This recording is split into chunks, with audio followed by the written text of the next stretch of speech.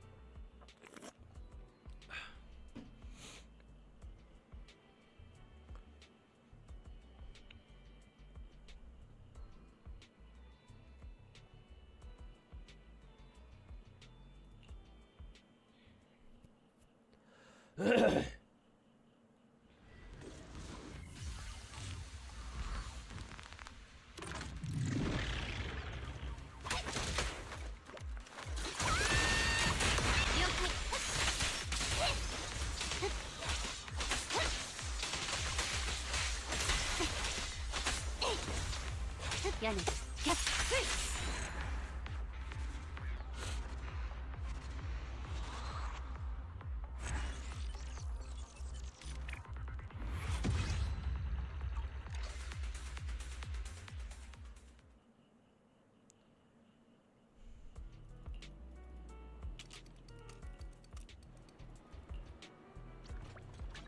邪悪謀反。おっと、そろそろ定時かな。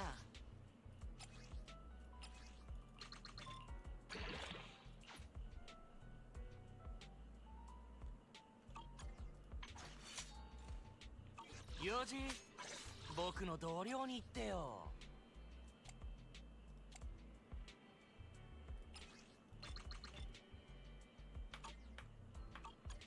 おっと、そろそろ定時かな。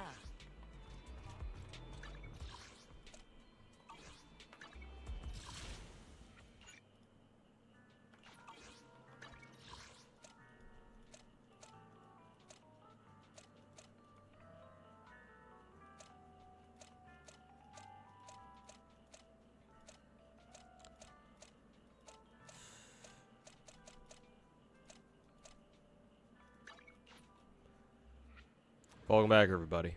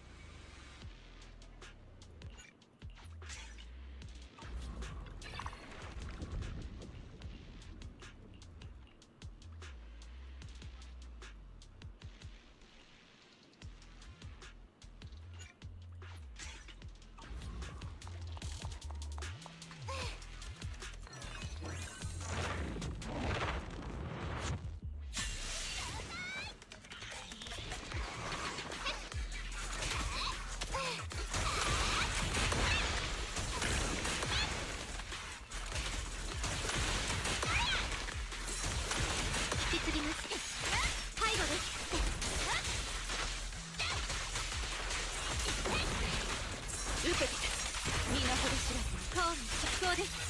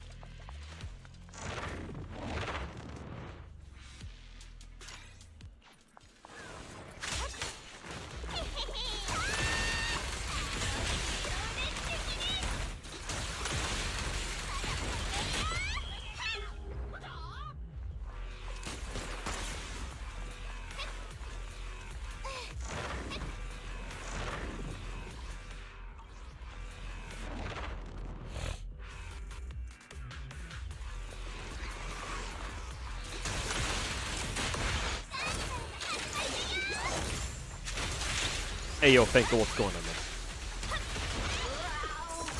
追撃します。心身一年。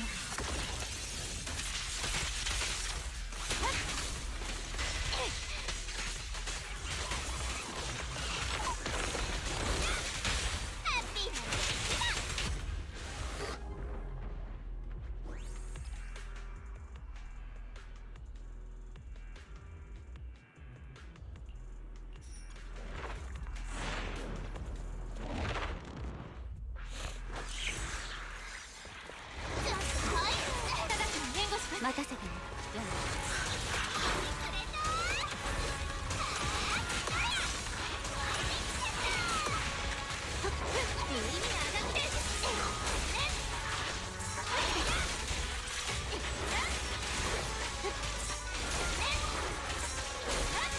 時期到来。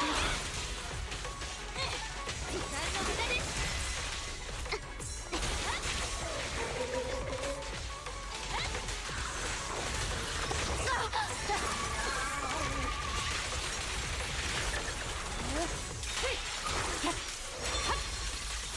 刀はもう鞘。この刀に誓おう。ストローですよね。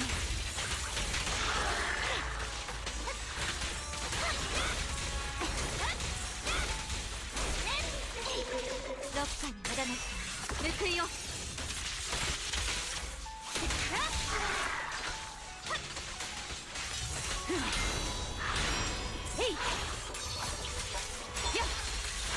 終わりだ。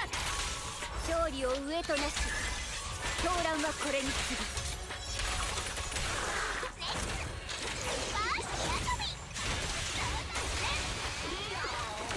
攻撃続行。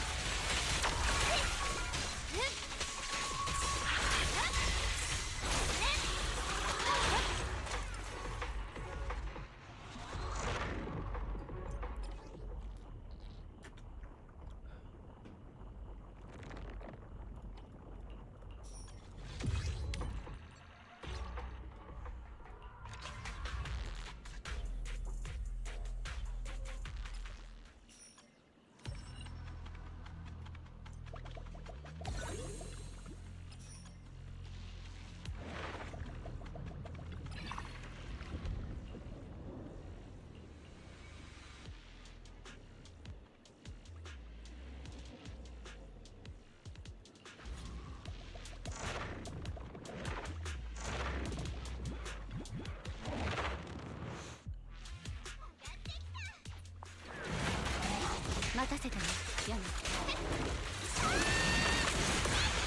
変わります。覚悟。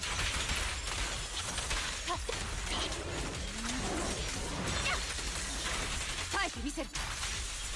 悪、直、残。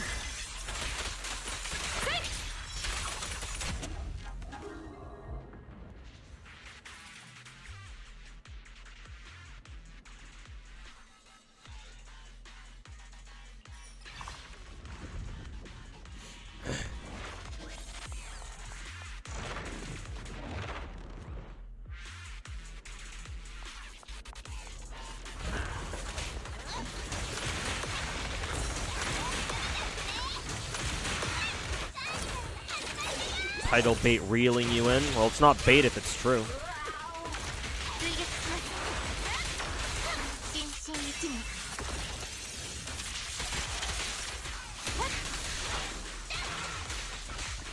無意味な形です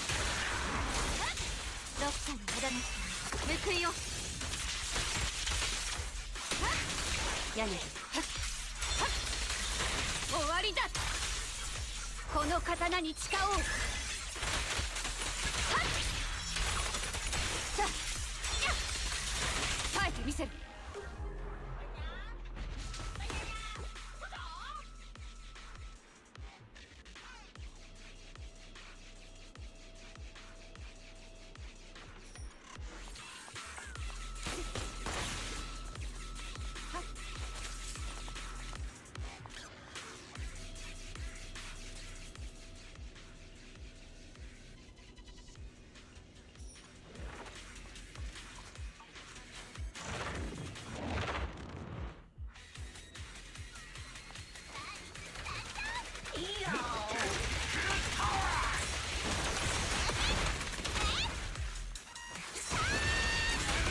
邪魔だこ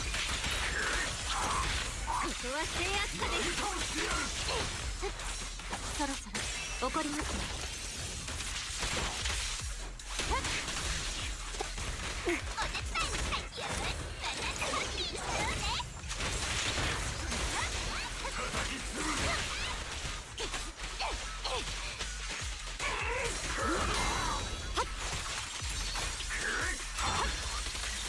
終わりだあ直ジャン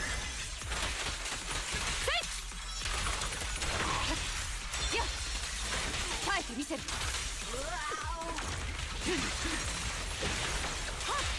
この刀に誓おう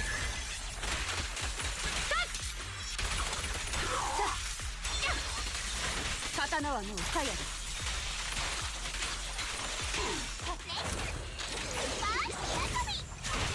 攻撃速攻心身一無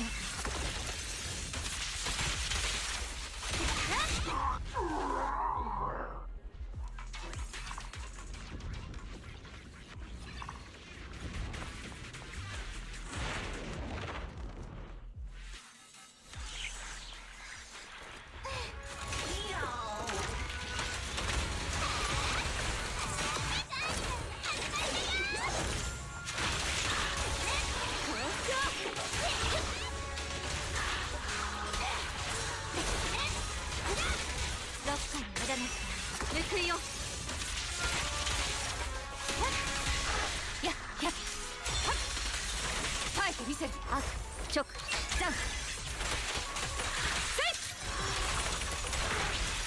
やっ終わりだ容赦はしないさ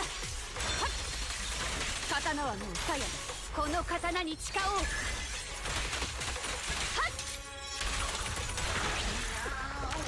任せたらやめ耐えてみせるあ直ジャンやっ終わりだ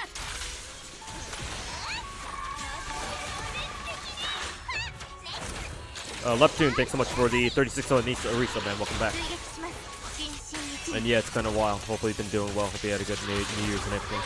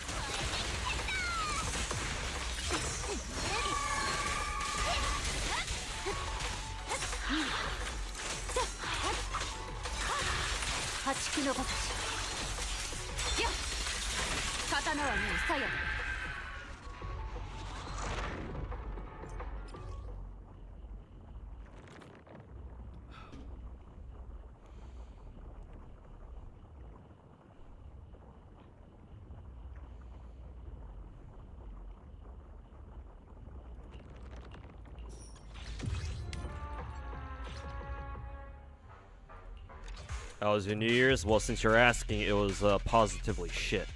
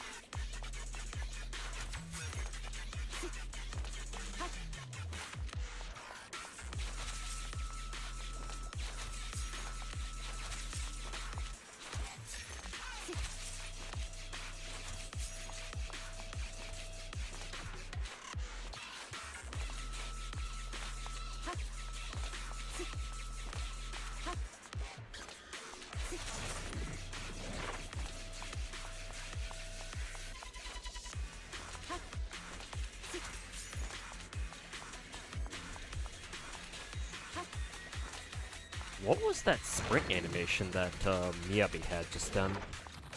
I've never seen that before. Where she like twirls around or something? How did I do that? Whatever.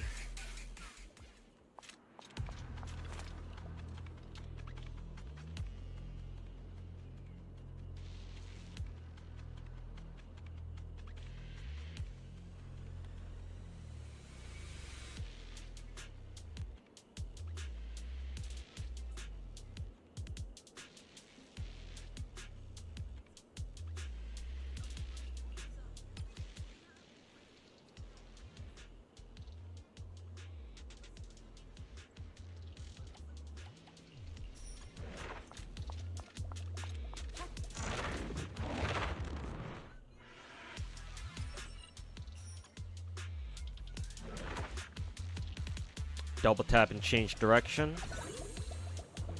You might be right. Oh yeah, right. I don't want to actually buy anything.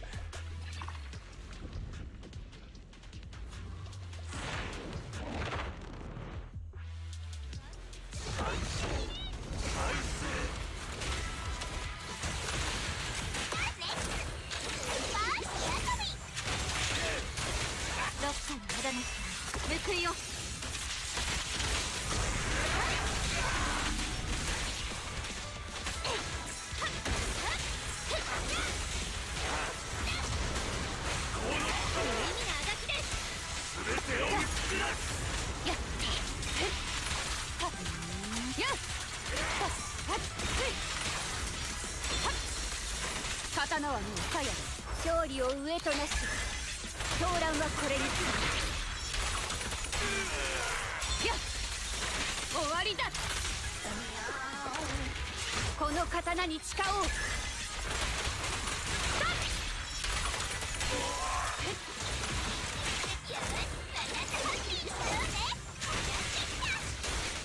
心身一の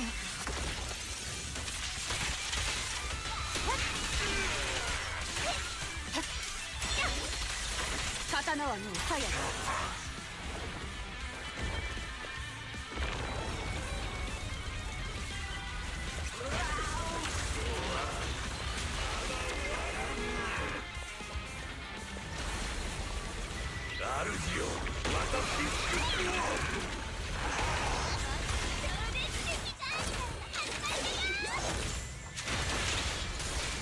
そろそろ怒りますね。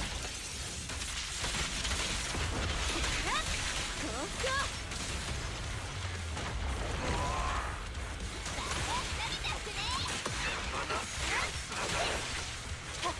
せいロッカーに無駄なし報いよ。時間の無駄です。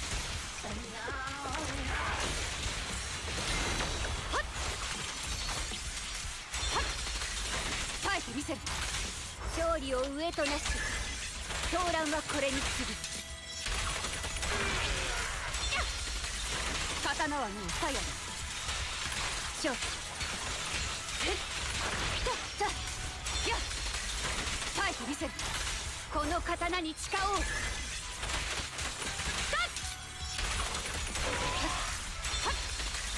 終わりだ。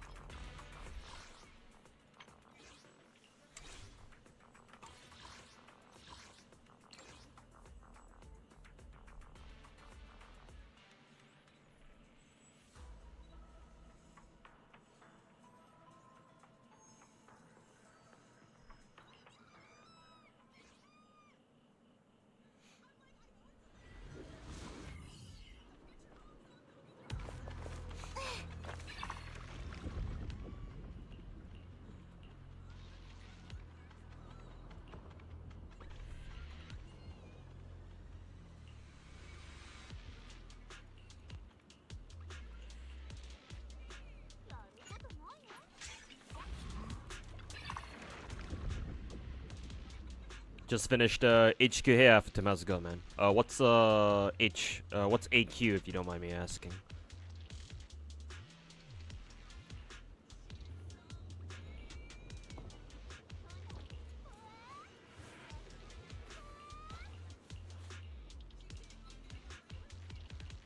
What is the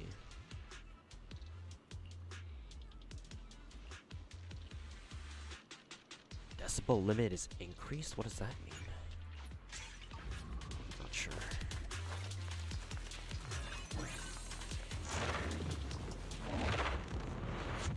Oh, the main quest. Okay, got it. Well, hopefully you enjoyed it then.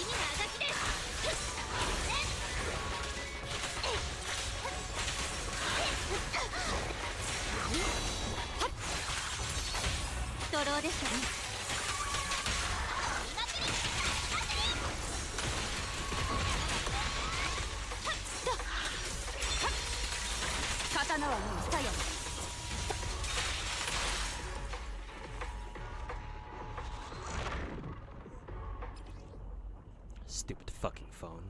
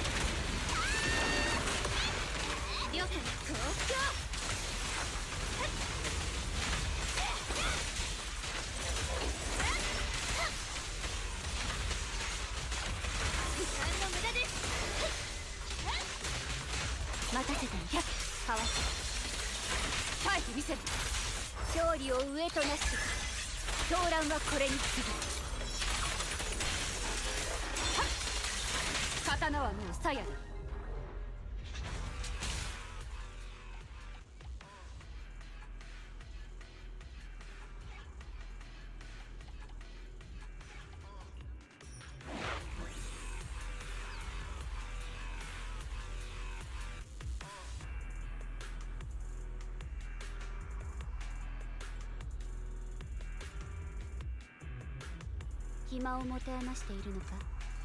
それとも私に一句読んでほしいか。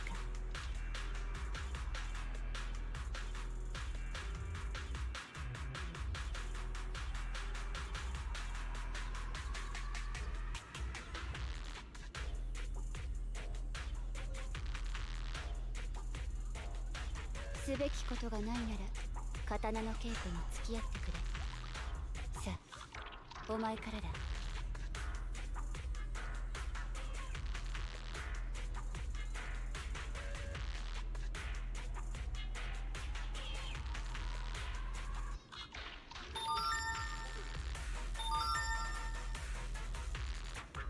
暇を持て余しているのか、それとも私に一句読んでほしいか。 Janazad's doing another fucking gotcha revenue fucking PvP stream.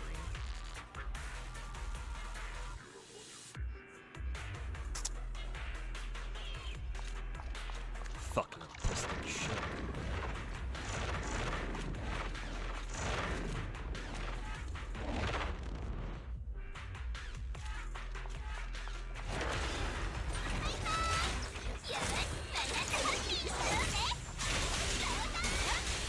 So怒りますね。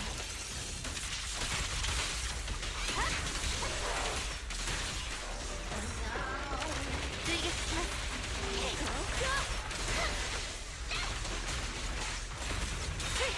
さあ、よっ、耐えてみせる。破竹の場。ど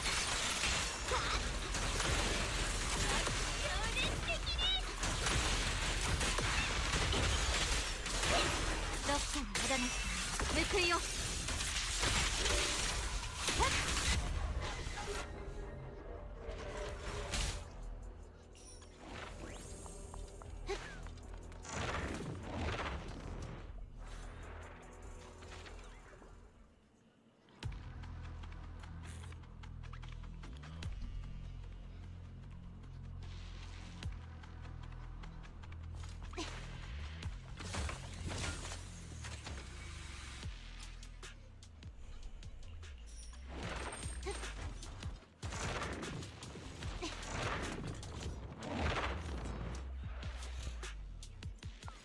やめて。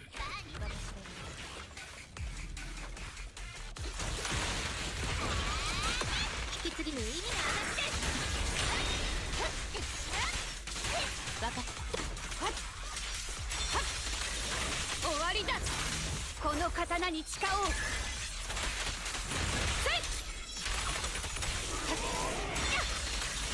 刀はもう鞘だ。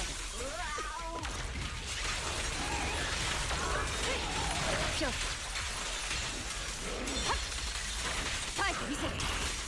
あ、直、ジャンプ。はっ。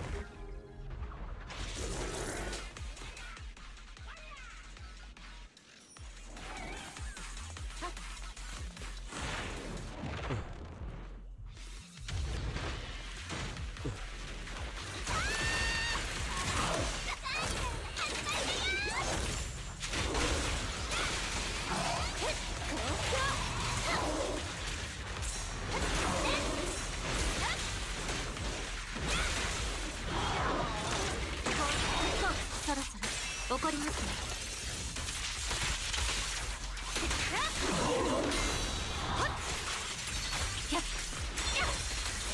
刀はもう鞘だ。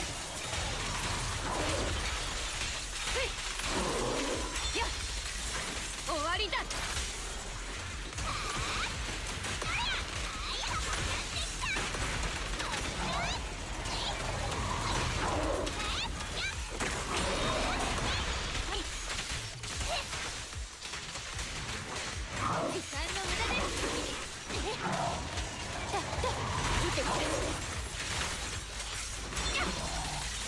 耐えてみせる。勝利を上となし、狂乱はこれに過ぎる。刀はもう鞘だ。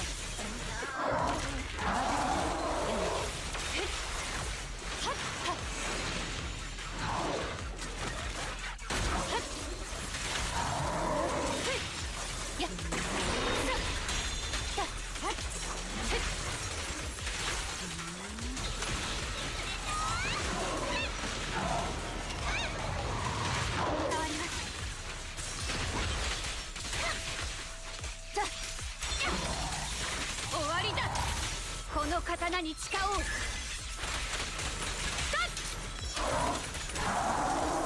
っ耐えてみせる。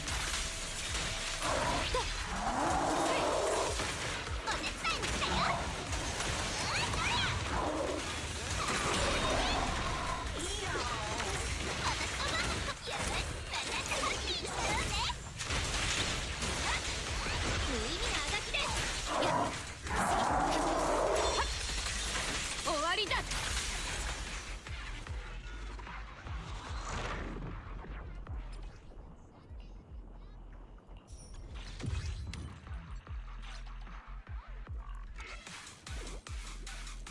Roll for GSSR yet? No, not yet. Completely forgot about it. I guess I'll do it after I'm done streaming Zenless today.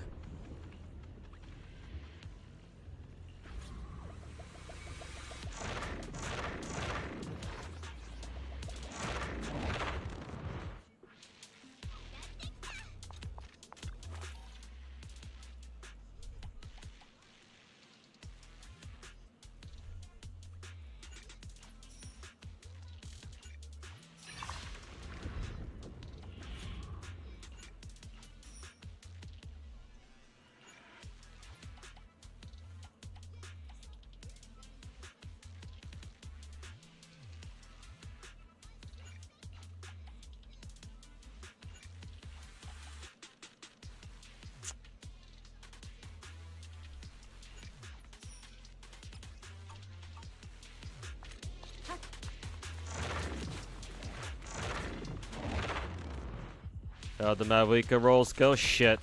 Went to soft pity, lost the coin flip, working on another soft pity. Can't say I didn't expect it, but it still hurts when it happens.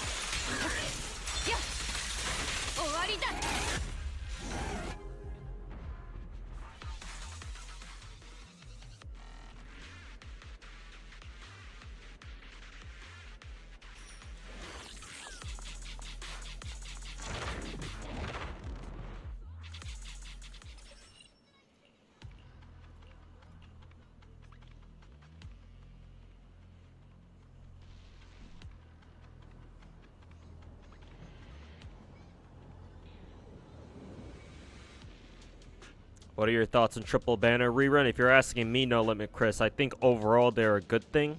But like Zara said, or I guess to build off of what, to go off of what Zara said, I want them to keep doing triple reruns. Because if they keep doing it, that means they consistently bring back older characters. So that means that you don't have to wait as long for your whatever older character you're looking for to come back.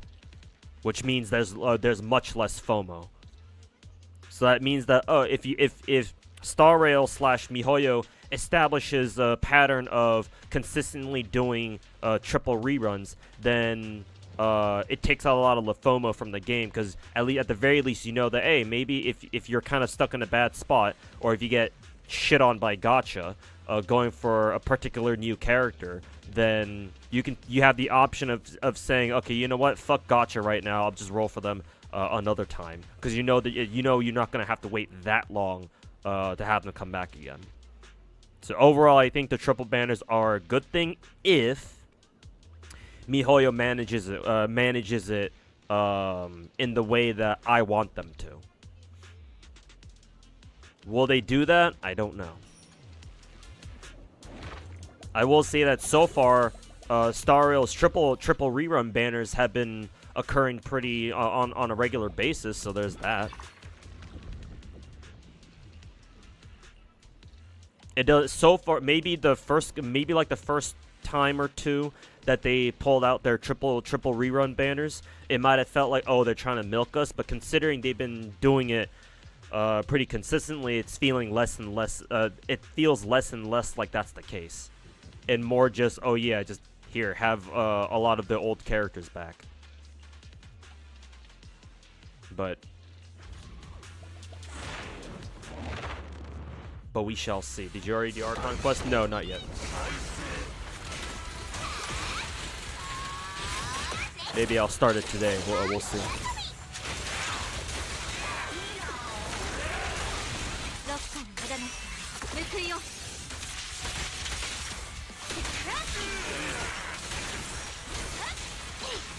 Should have done it for Rappa's banner. Shit was dead AF.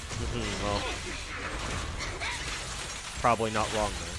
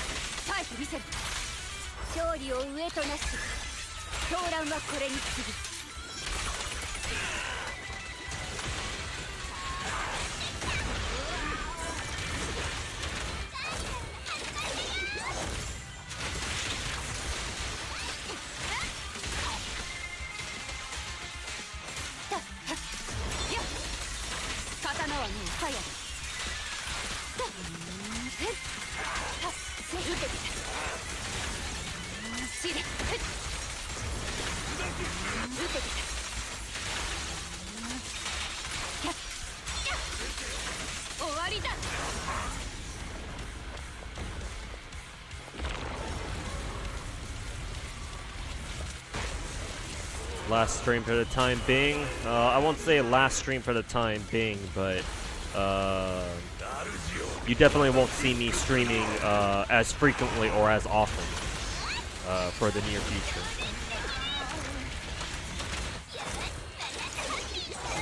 I'm streaming today just because we got some new content coming out for Wuwa, so I figure I might as well stream today.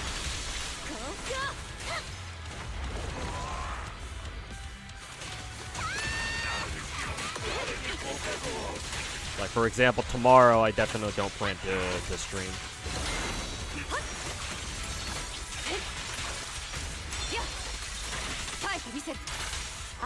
I have this thing called real life to take care of.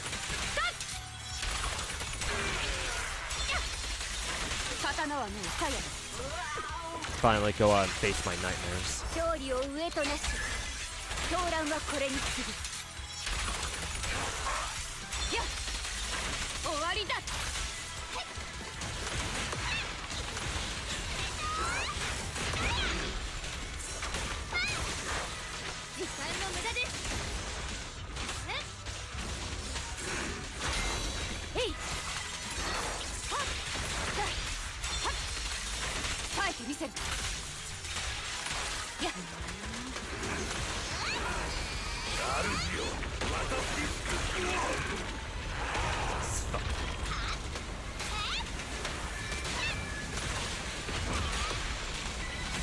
no point in trying to attack that. I can stop it now.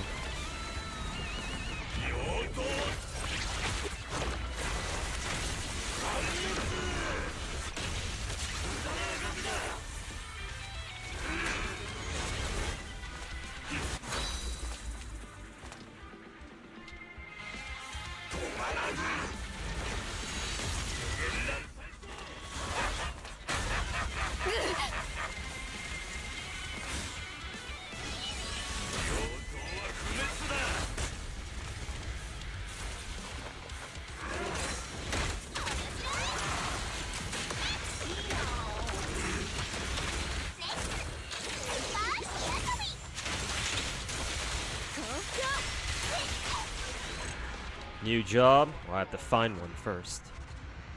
God knows how long that's gonna take.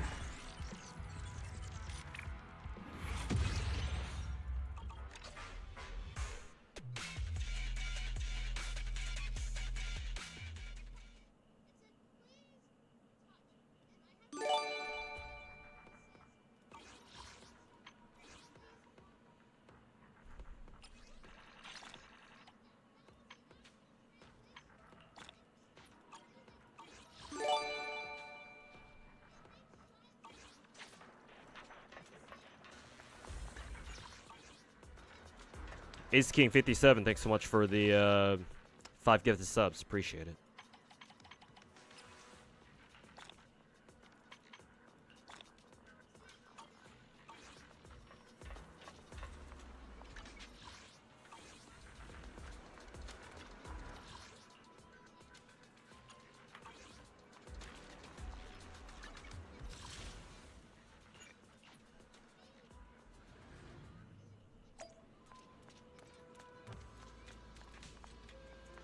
What is this?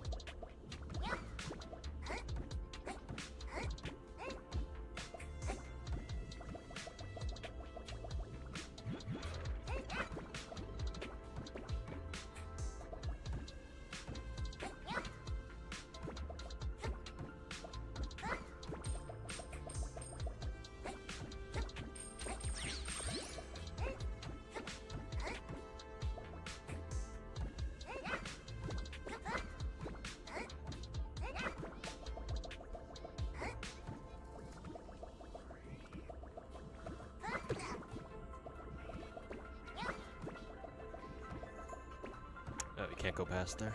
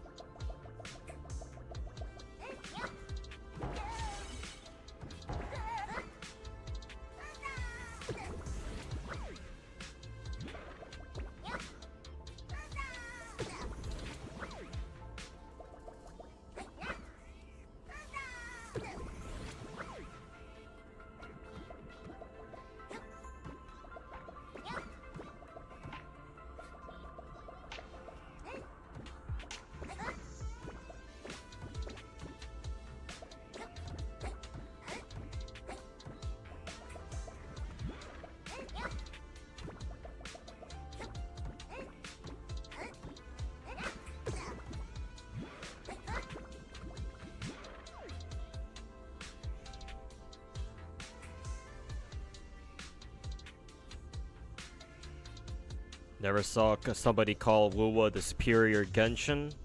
I mean, it is. If you haven't seen anybody else call it that, then well, honestly, that's just very sad for the gacha community.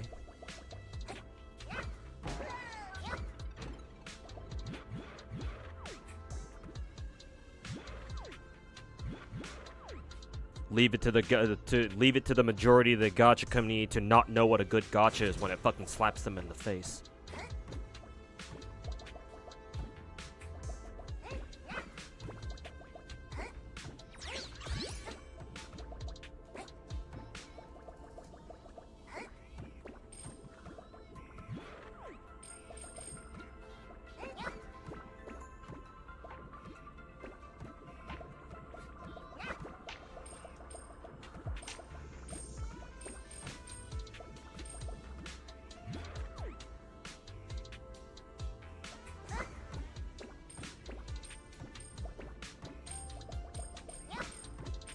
Supposed to go here.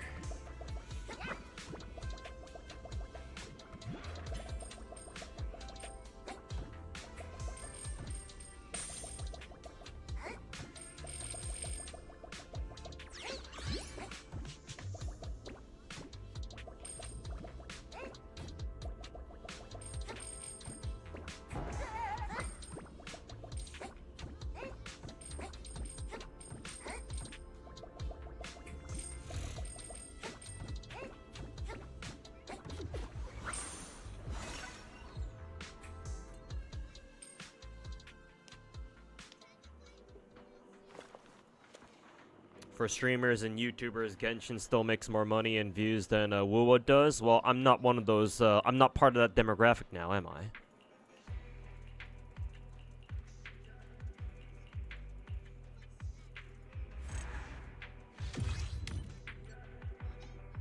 And even if I was, do you think I would care? Or I should put it this way: how much do you think that'll change?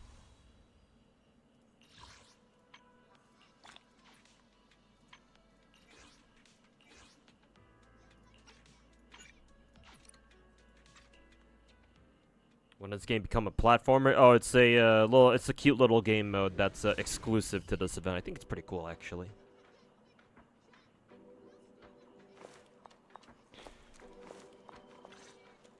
Basically a 3D platformer. It's quite nice.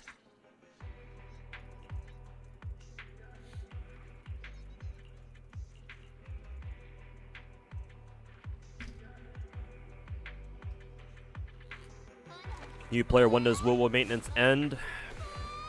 Usually around 7 p.m. It's a Genshin clone, so they basically copy almost everything that Genshin does, including maintenance start and end times. Earliest you can expect the service to come back is 6 p.m. My time, so in about an hour and 10 minutes. Realistically, you should expect the service to come back at 7 p.m., which is 2 hours and 10 minutes from now.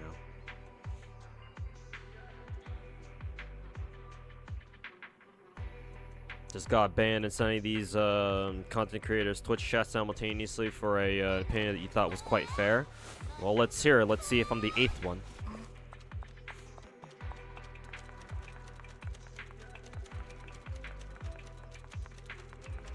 Show us what you got then. I don't think we can cross that right now.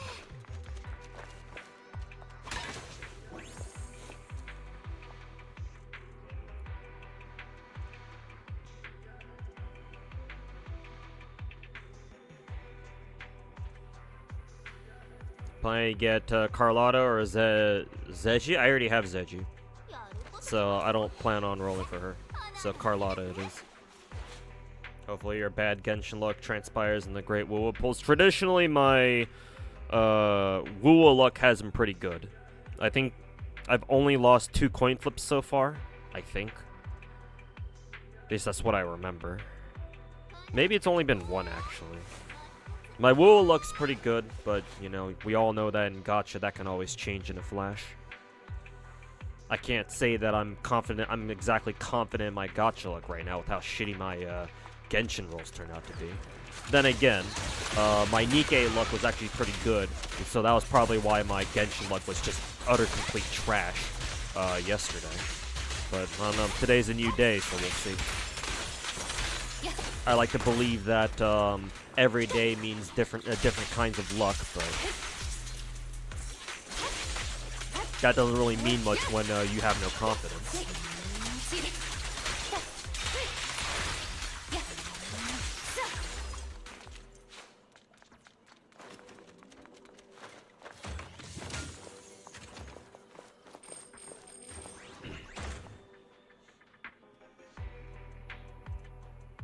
No weird flex, but okay.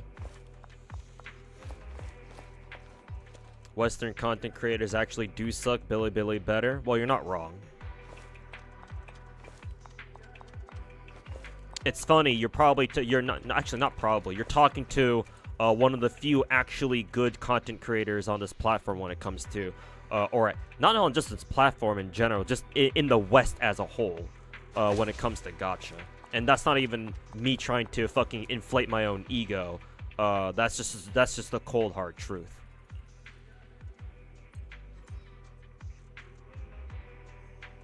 But I mean, saying that in other people's and other streamers' chats, like, did you really expect anything to go different?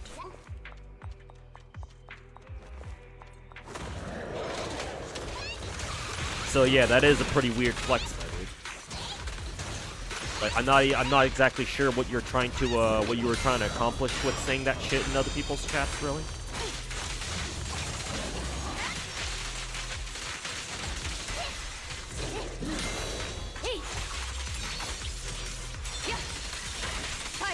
But I agree, you're not wrong. Most Western gacha content creators fucking blow dick. Mainly because the vast majority of them have no idea what the fuck they're talking about when it comes to gacha.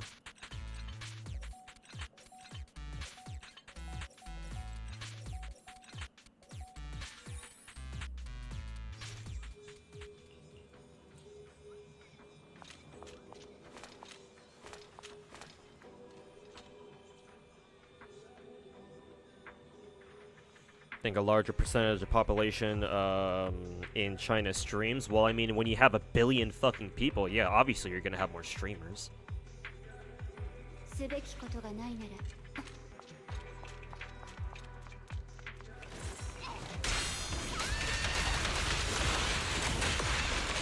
But it's not really that.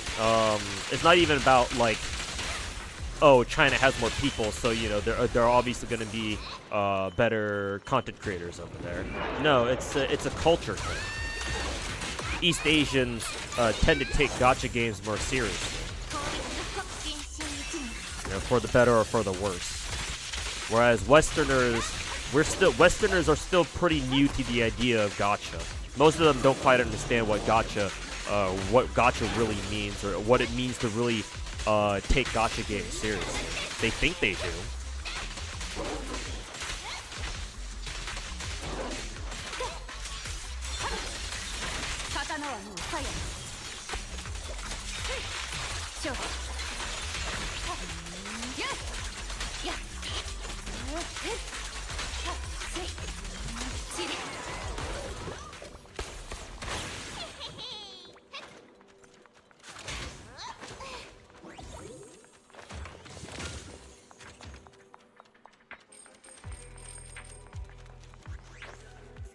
You get banned for saying that? I mean, does that really surprise you? Like, to be fair, you're gonna get looked at pretty weird when you go into another streamer's chat, into a Twitch chat, and say Western streamers suck at gacha games or whatever exactly Tension was running around saying. So it's like, did you really expect anything different?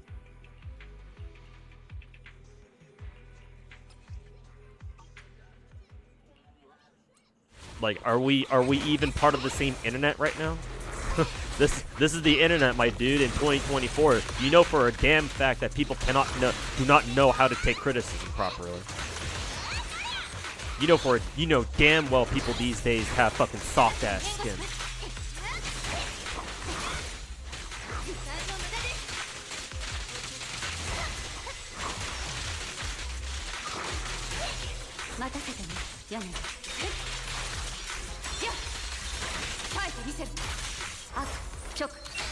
Hey, Obi-Wan. Welcome to the stream.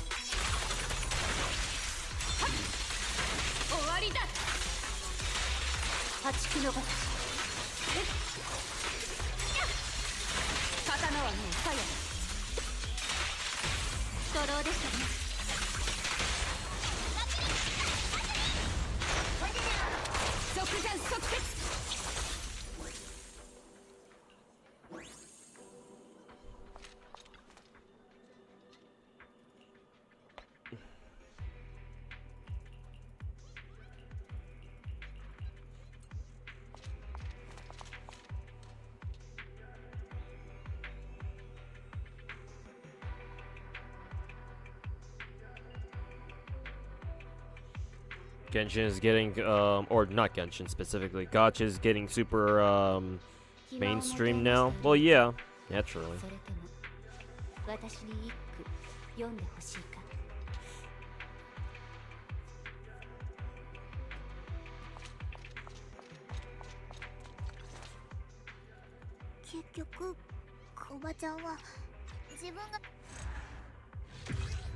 Coming to the stream, first thing you say is badmouth the streamer, or say something that comes off as you badmouthing the streamer. They're gonna think that you're a troll.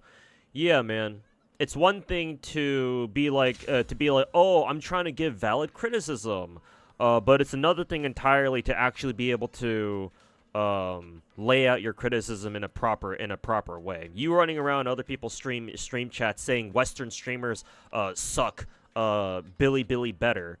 Doesn't exactly put you in a good light, you know?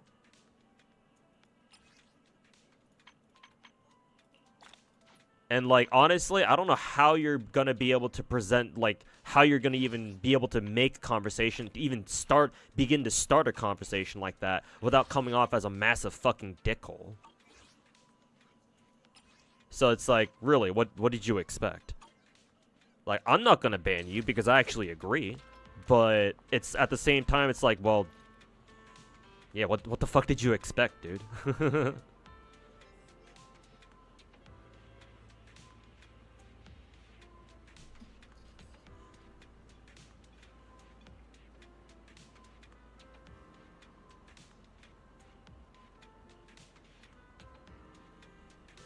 Can't believe average content creators are that thin-skinned. Well, I mean, think about it, right? Content creators are, by definition, egotistical. it takes a special it takes a certain type of person to think that they got what it takes to sit in front of a fucking camera, being able to entertain dozens, hundreds, thousands, tens of thousands, and the number goes up. Streamers by definition are fucking egotistical. So does it really surprise you that a lot of them out there are very thin-skinned or try to act like they're not, but they really are?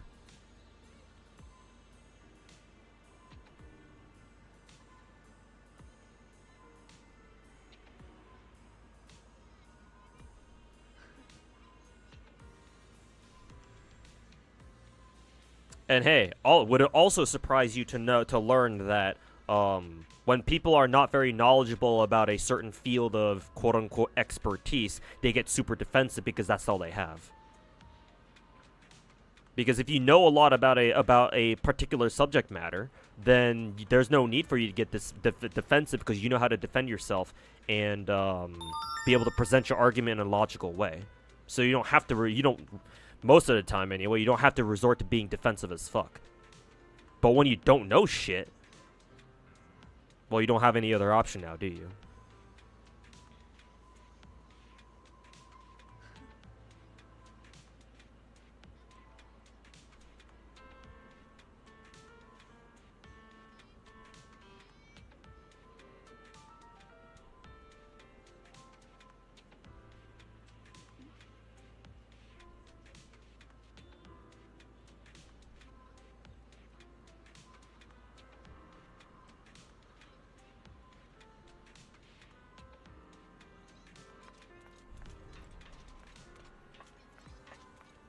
Also, why did I leave the event?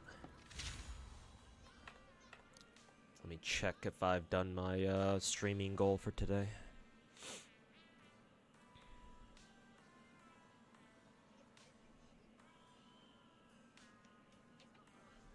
The fuck? Why does it say it's already claimed?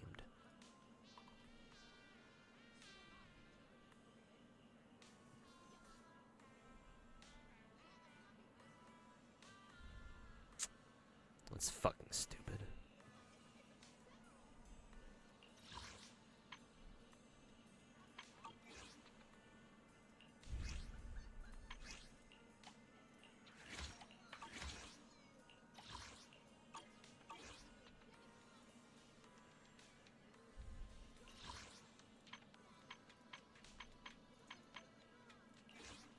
Man, this is a pretty big event actually. Figured I will be able to get this done in like 2 streams, but I guess not.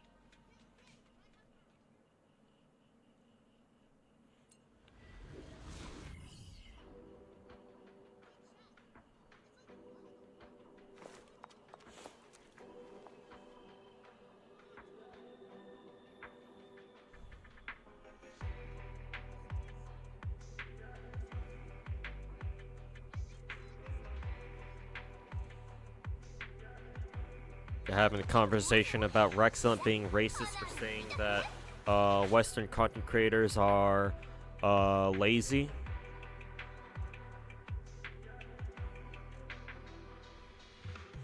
I would say it's not, in my opinion, it's not Western content creators being lazy per se. They just don't know shit. And so the content they make feels very off to actual gacha players like us. This is Western CCs are more interested in fucking drama farming and clickbaiting than they are actually putting out good content. Or at least a lot of the bigger ones anyway.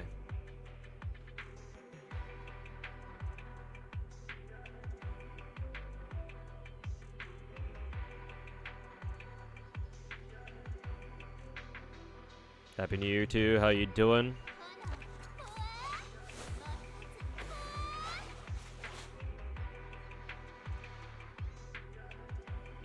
I don't know, to be honest.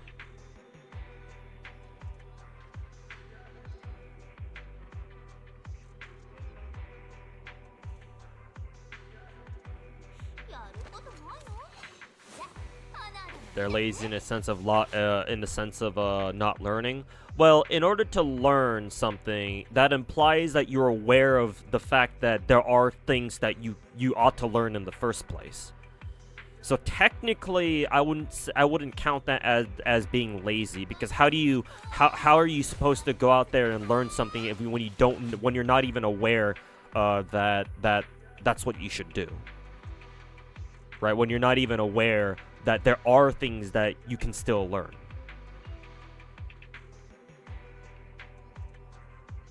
So I'm still not sure if it's like actual laziness or not. Of course, if there are content creators out there who are aware that they ought to know more about gacha, but they, don't bother doing so, or anything like that, then yeah, sure, I guess at that point you can call them lazy. But I think the bigger problem is a lot of Western gacha CCs aren't even aware that that's the case.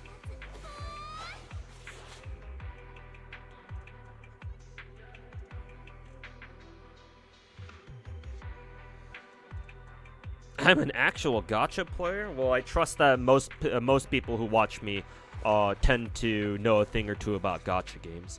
More so than your average Western gacha content creator, anyway.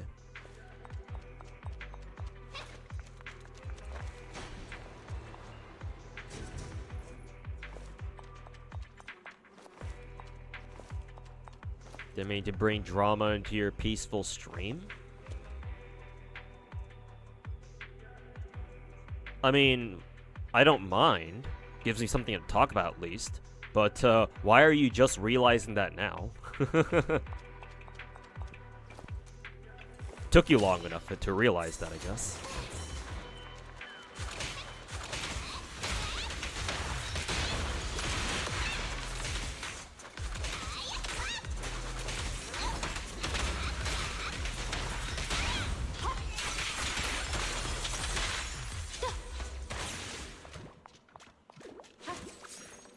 For fuck's sake.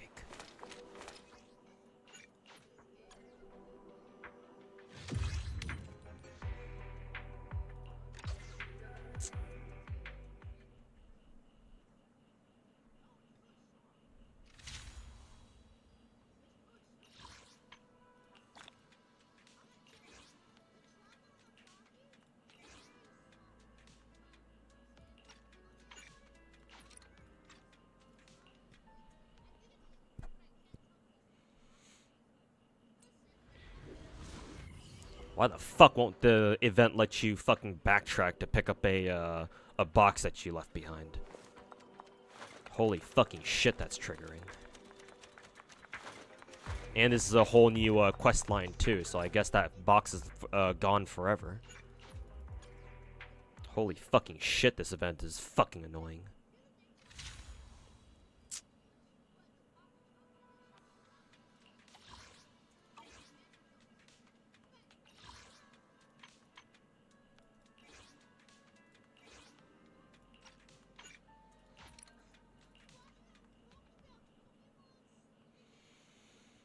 Or for Aglia or Herta? I'll go for Herta. I'm not too interested in Aglia.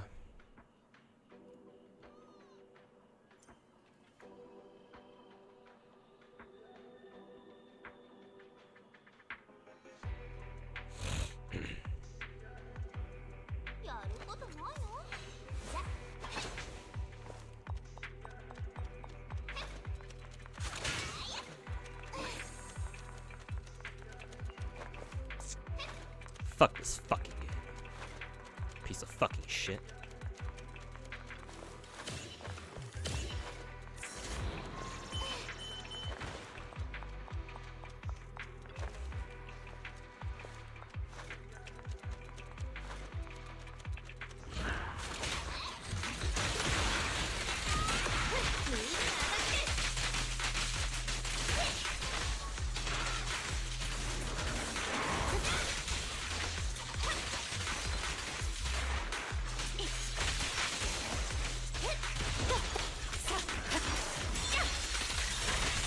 GSSR yet? No. I'll do it once I'm done streaming Zenless for today.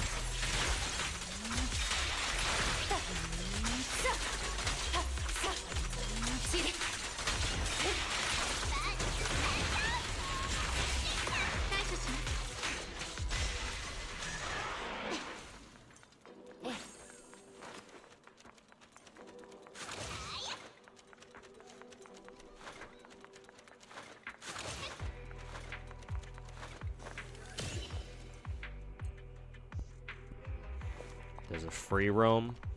Why the fuck don't they let you fucking backtrack though? So fucking stupid.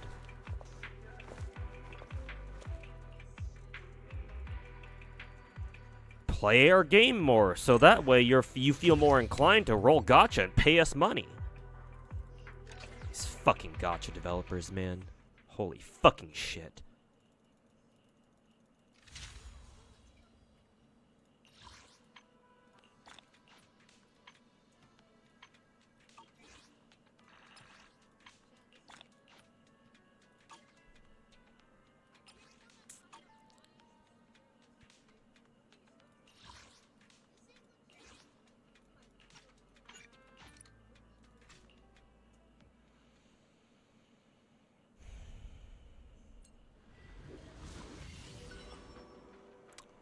You really like Caesar's gameplay. It's a lot of fun pairing enemy attacks with Caesar.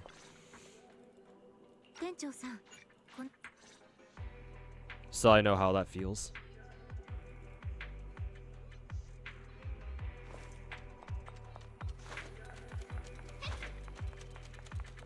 I feel like there would be a fucking box back here, but surprised to see there isn't.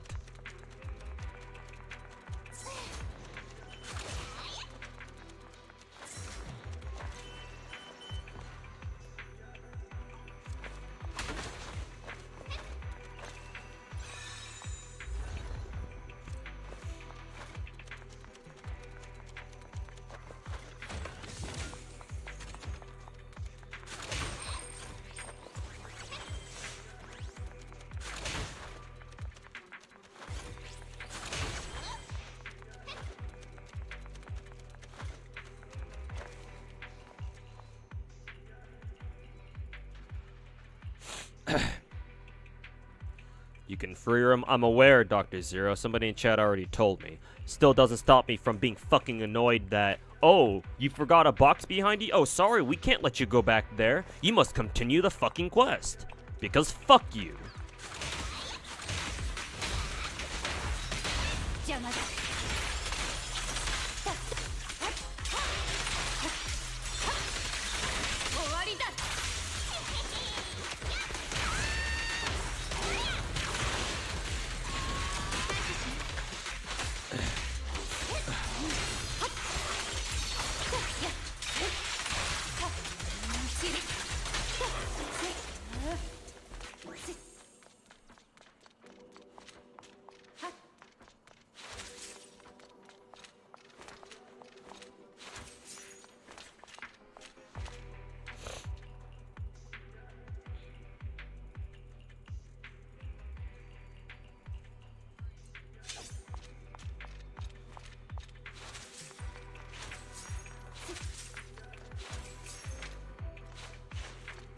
Oh, got her to twirl, I think.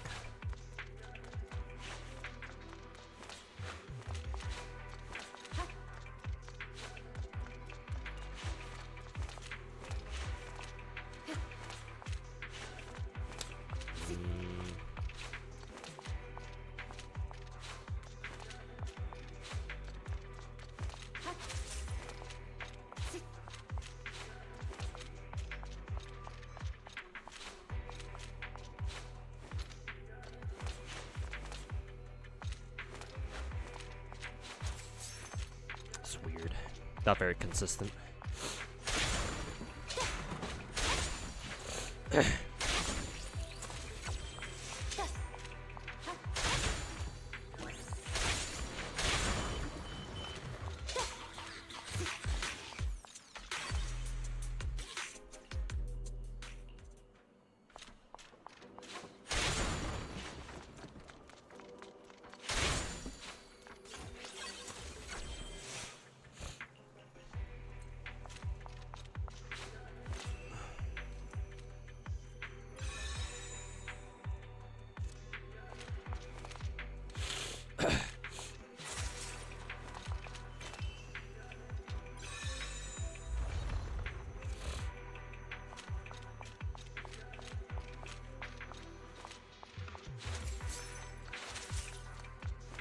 Fuck was that?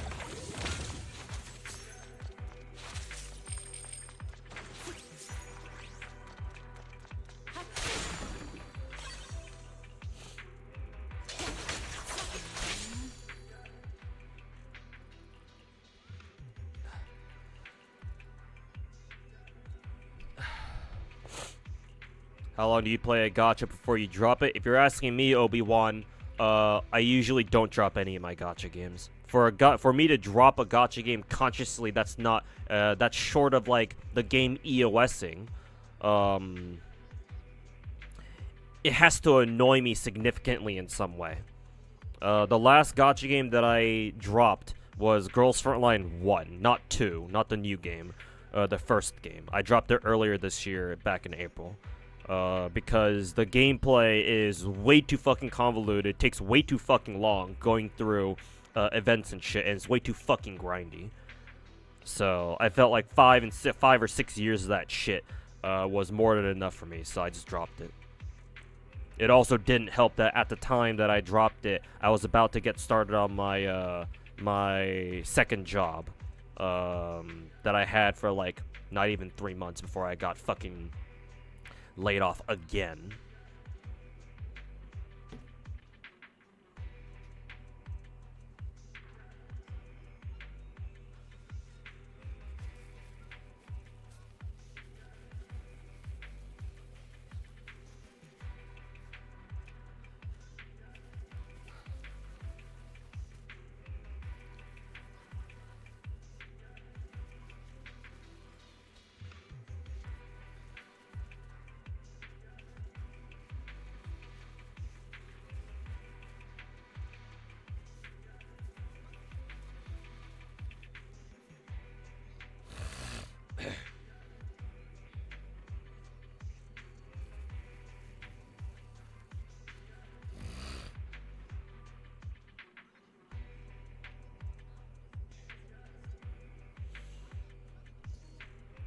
But anything short of that, Obi-Wan, I don't drop a gacha. It's why I play a dozen different gacha games at the same time simultaneously. Well, at the same time simultaneously, yes. How can I be more redundant? If I like a gacha game enough, I will stick with it.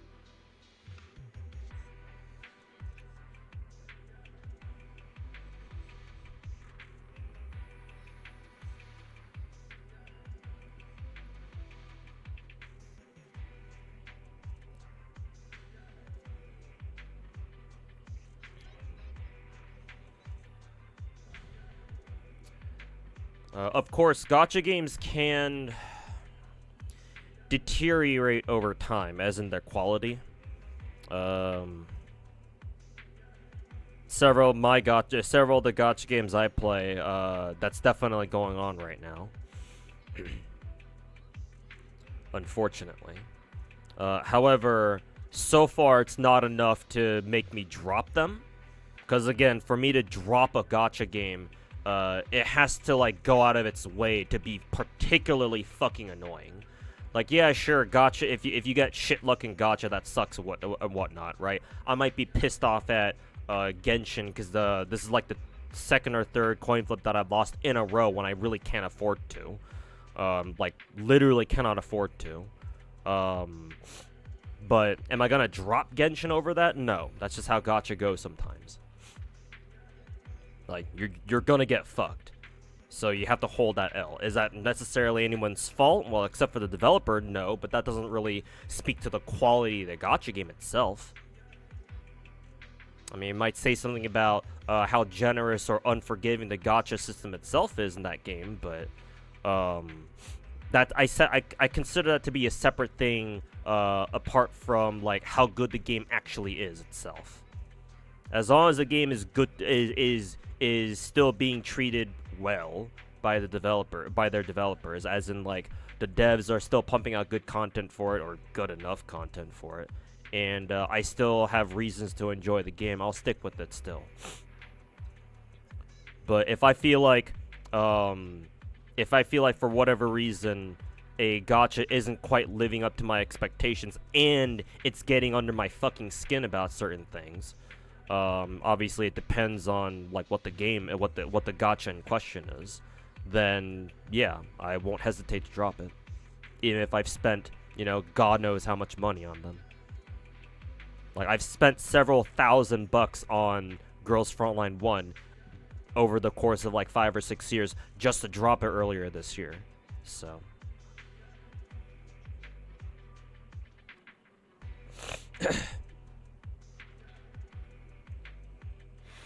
Am I picky on which gachas I start? Well, yeah, I mean, I kind of have to be. Everyone is. Everyone's picky about what gacha games they want to play, or at least, I should say that statement only really only truly applies to like actual gacha players, not like the bandwagon casuals who just pick up a big name gacha because everyone else is playing it because it's popular.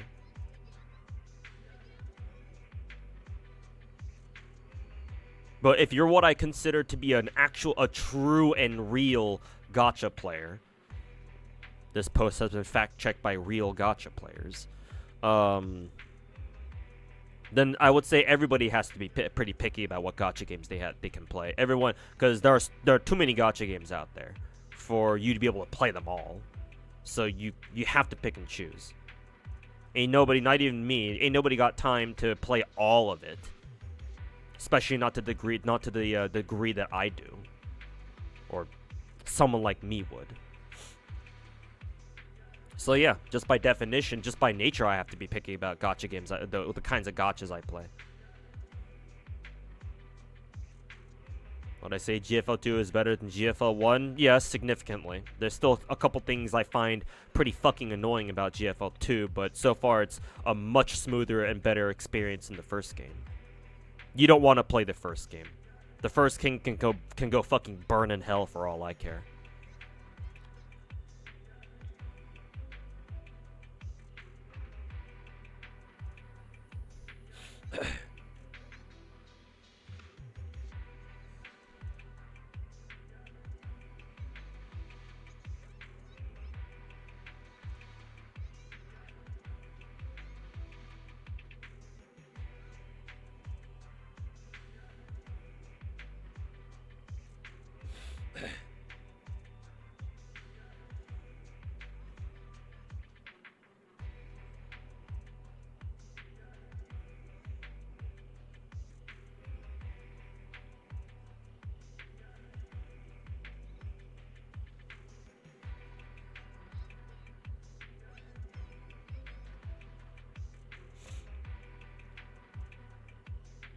Just sucks that Hoya is stingy even compared to other Chinese gachas. I mean, I'm pretty sure you've heard me say this before, Bubba, but when you're the biggest gacha developer slash publisher slash company in the world, you get to do whatever you want.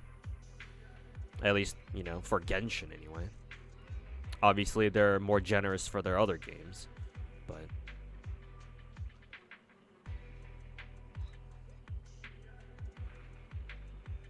Wish you luck on Carlotta rolls you're going in. Oh, our Wuwa server's back up? I assume so. Let me check Genazod's stream real quick.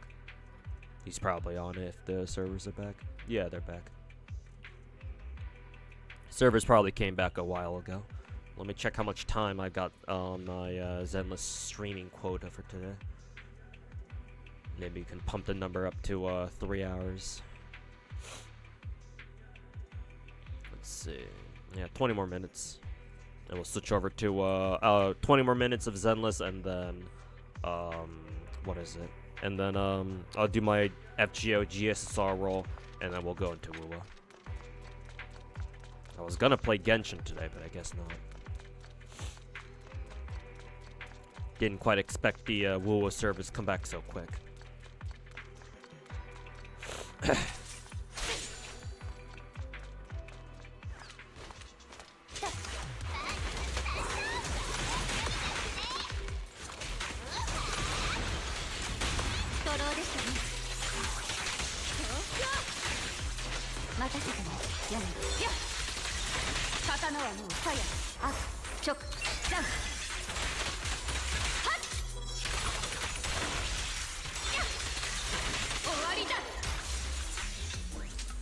Just watched my video about real gacha games from a while ago.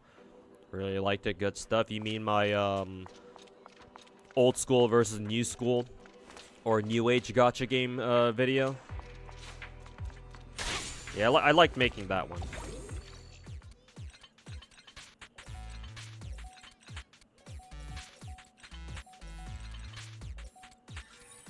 But yeah, thanks for watching. Glad you enjoyed it.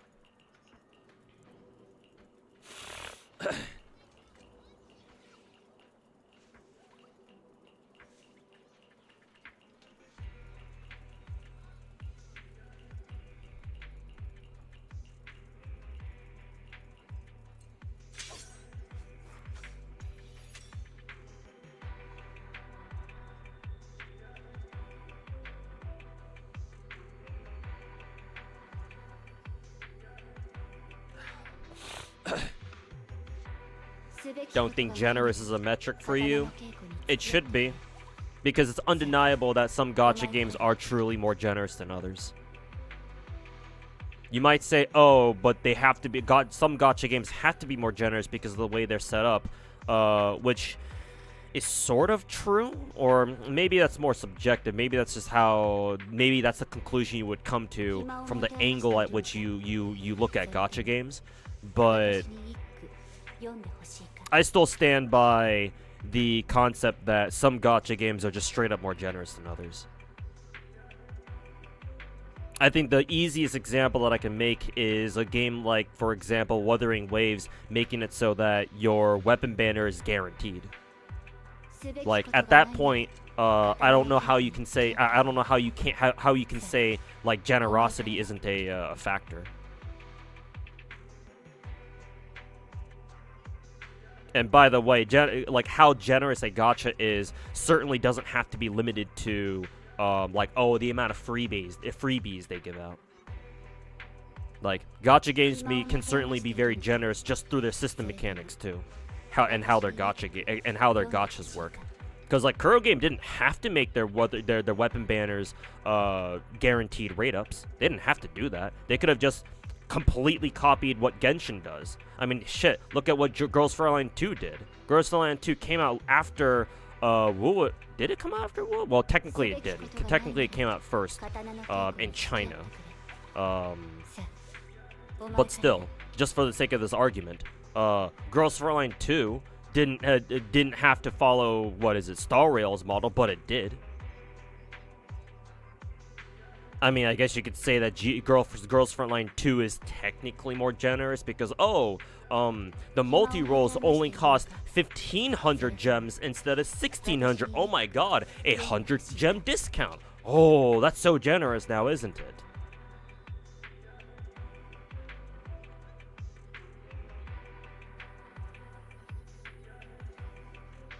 But no, I think how generous a gacha game is should absolutely still remain a metric. It's just that the kinds of generosity you should care about isn't necessarily the freebies. I mean, more freebies is always nice, right? No one's gonna object to getting more free gems, so you can roll gacha more often. But I think the important forms of generosity is how generous the gacha itself is, not taking the freebies into account.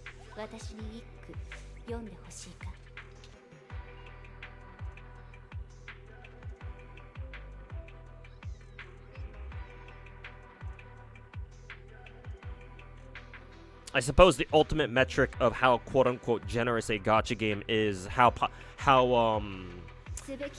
easy it is for you to be able to obtain any character you want. Or even better, how easy it is or how difficult it is to obtain every character in the game. Because ideally, that's what gacha games should strive for, in my opinion. The ultimate form of a gacha game is one that allows its players to obtain every character that's available. That is the mark of a truly generous gacha.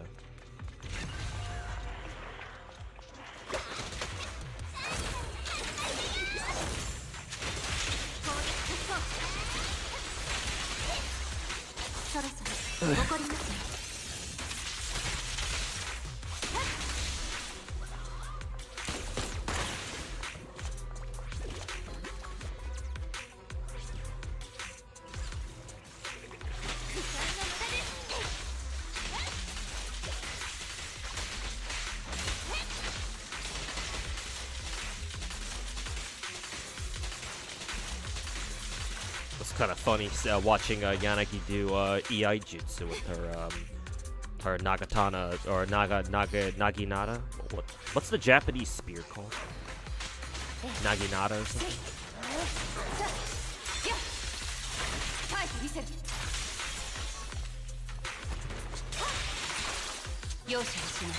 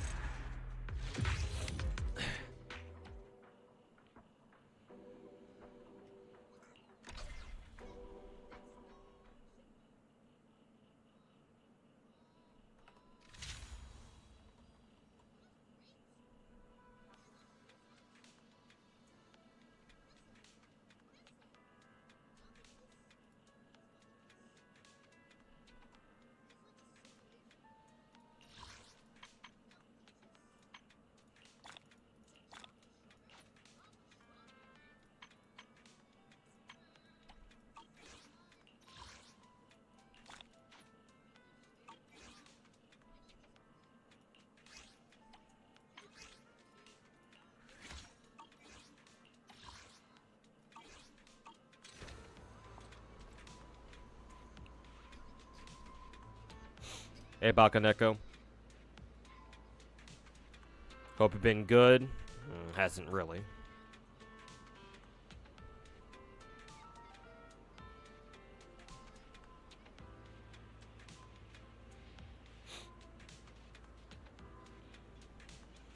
The tempo is half standard, half limited. Yeah, but that's what they've always done.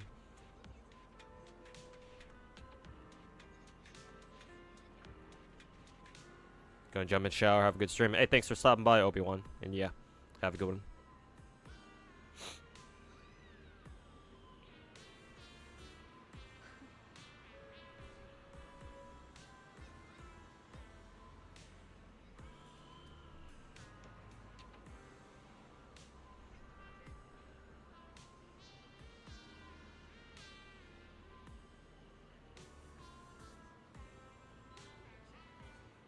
Hard to enjoy the game if you can't get the character after losing 3 coin flips in a row. Yeah, that's kind of what I'm feeling with Genshin right now. Because I think the last 2 or 3 5-stars I've tried pulling for were all coin flip losses. Lost the coin flip for, I think I lost it for Zelo. Definitely lost it for Chaska. And then lost it again on Mavuika yesterday. So yeah. Can't exactly say I'm having a lot of fun with Genshin right now.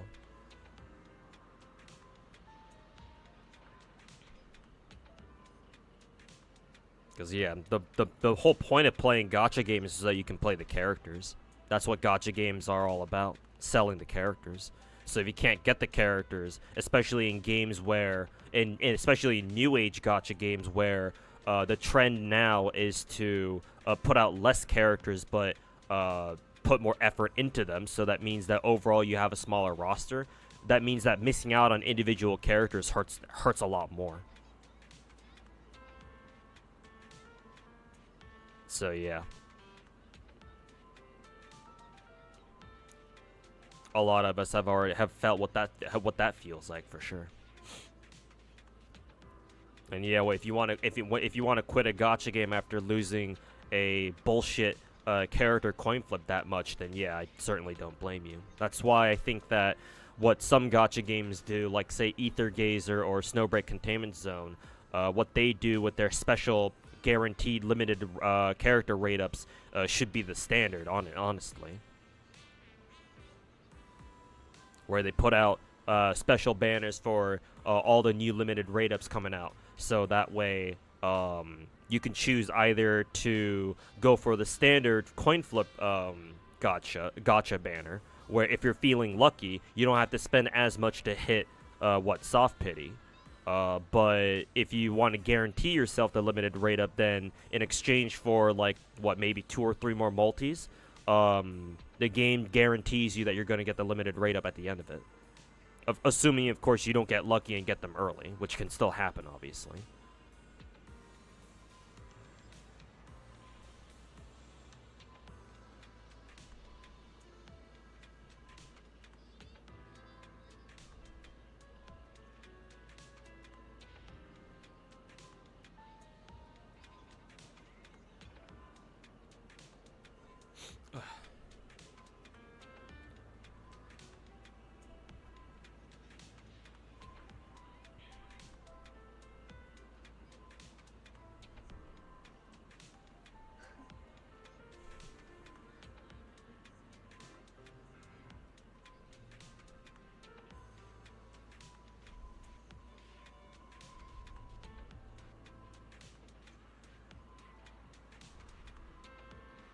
Problem is dupes in gacha games. Well, that's more of a hardcore player problem. As far as casuals are concerned, most casuals don't really give a shit about getting extra copies, because the first copy of a character is always the most important. Like once you get into like dupe territory, that's getting into like hardcore gacha issues territory, and that's not necessarily what I'm talking about.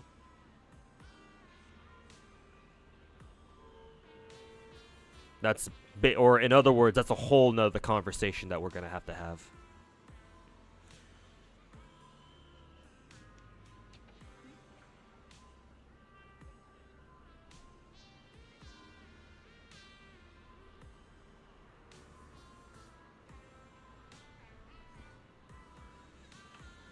Yeah, Zara, Wuwa's shop stuff isn't isn't monthly reset, it's a patch reset.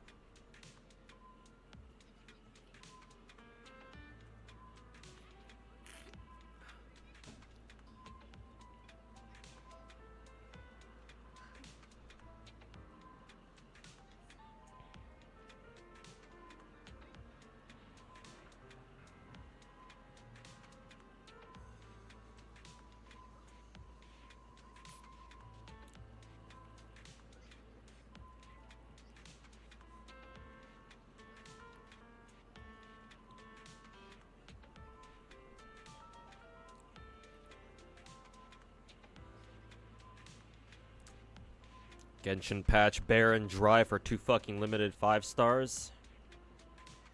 Yep, certainly seems that way.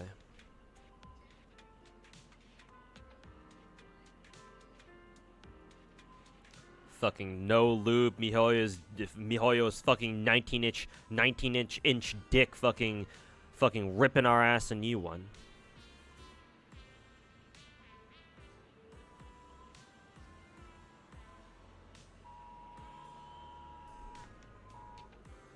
Shut the fuck up.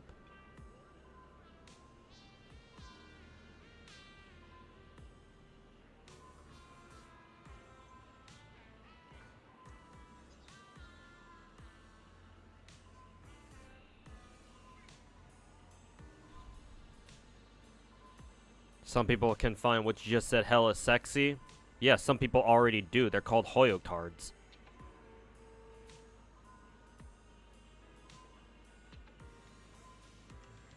Those people already exist.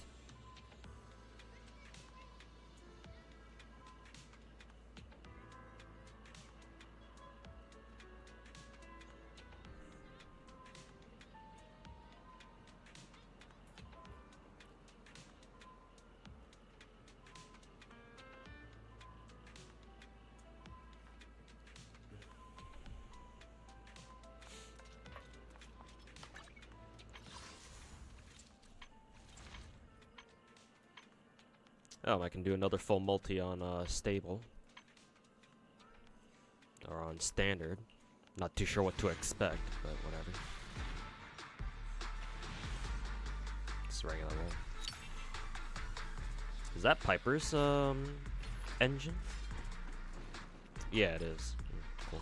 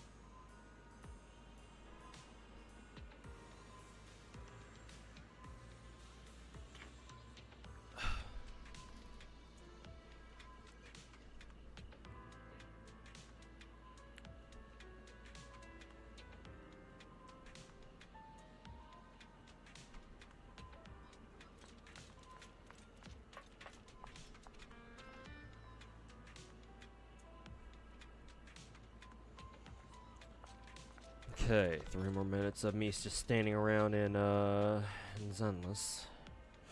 Let me pull up FGO real quick so I can do my GSSR. I actually don't even know if I have enough Saint Quartz to do GSSR. Is GSSR and NA still only 15 paid, or is it 30 again?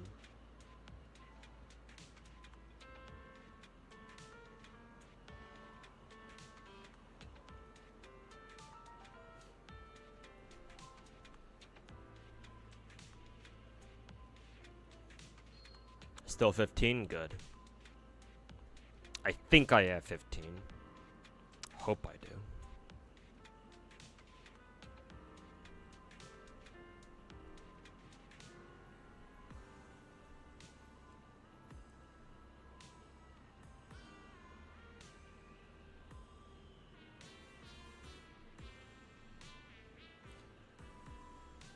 Excuse me.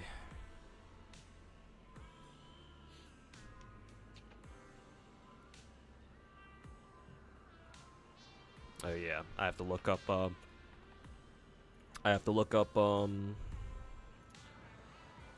the fucking different GSSRs that we have right now.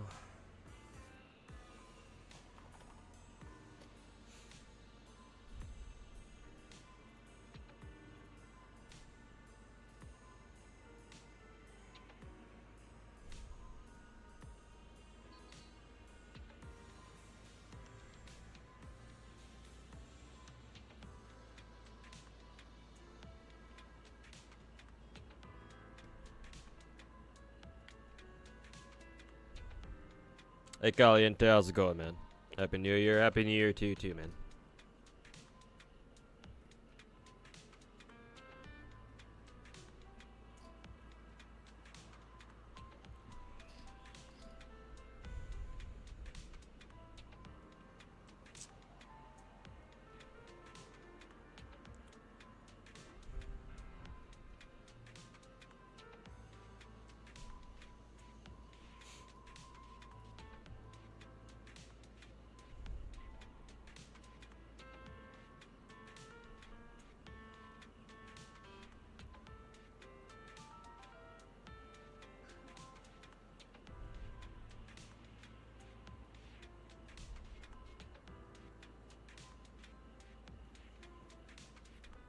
Not sure which GSSR to go for, actually. Maybe I'll go for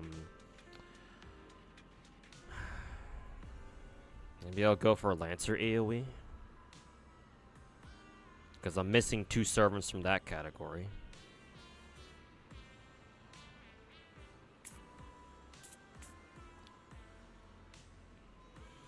I think I could also go for AoE Sabers, because I'm also missing 2 from there, I think. Because I'm pretty sure I don't have Okitan Alter yet. Or Summer Okitan yet.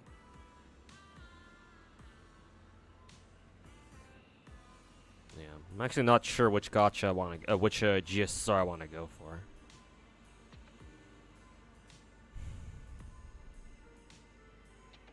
I think right now my best choice is, just in terms of me getting a new servant, my best option is probably Lancer AoE. That's what it feels like. Because what is 2 out of 5? That's a 40% chance, right? Yeah.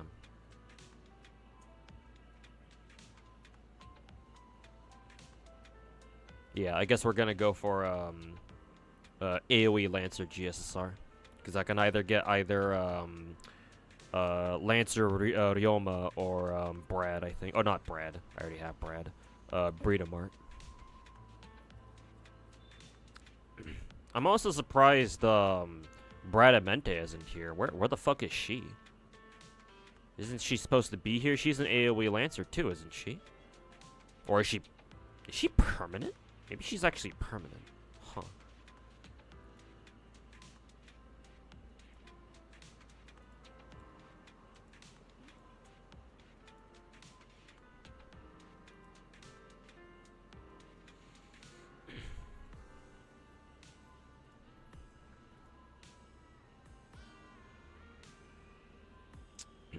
Looks like Yang Yuhan's buff that she got yesterday is pretty fucking solid, man. I like it.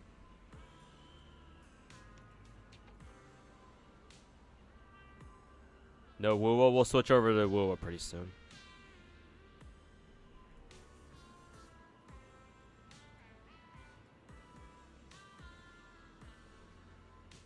There we go. Give me my fucking 150 polychromes. Fuck off.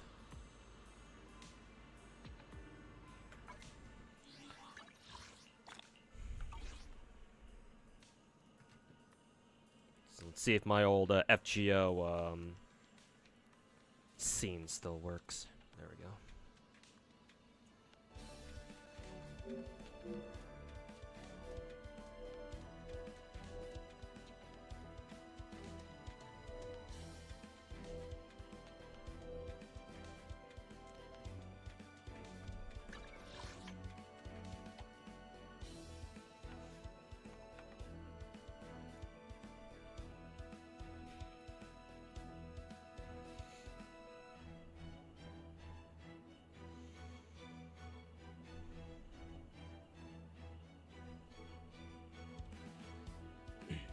Okay, yeah, I still have plenty of paid quartz. That's good.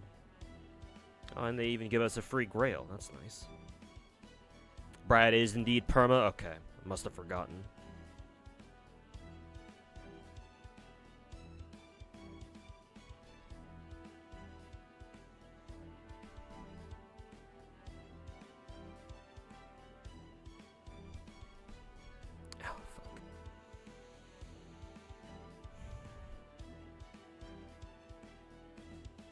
Alright, let's go for this GSSR then, praying that I get Brad, or at the very least Lancer Ryoma, because at the very least he'll be new. But we shall see, I suppose. What did this shit say? Let's see.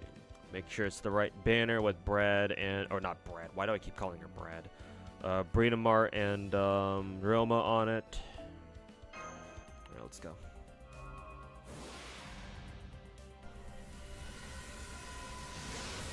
Not sure if the loading thing is in effect for this patch, but guess we'll find out.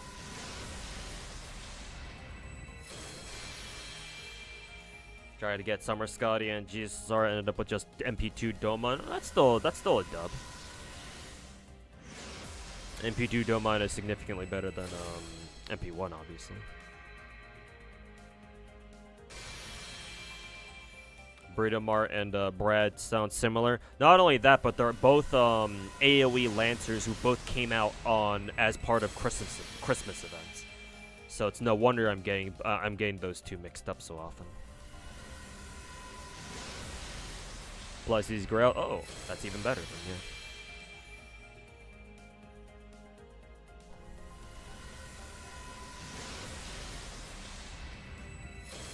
You decided quite quickly. Yeah, I took a couple minutes to look at all the different GSSR banners.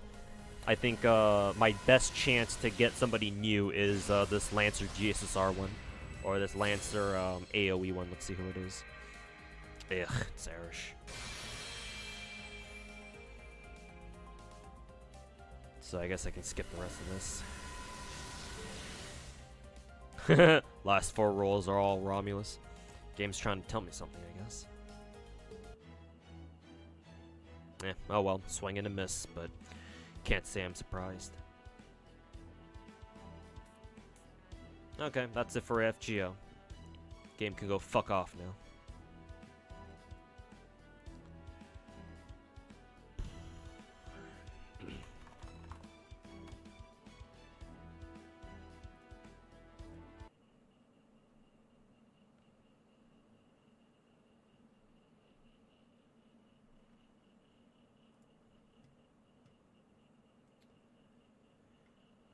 Okay, I was gonna play some Genshin, but since the Wuwa servers are back up really early, guess we're gonna just skip Genshin's dumbass and go straight into Wuwa then. I'll probably get Genshin done after stream today. Oh, that's funny. I still had what is it? Genshin's audio still live.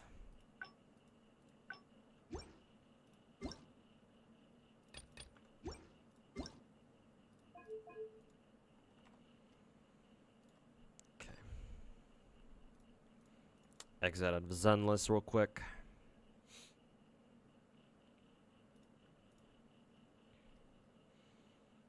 Time to play a gacha that actually treats you better? Oh, we'll see.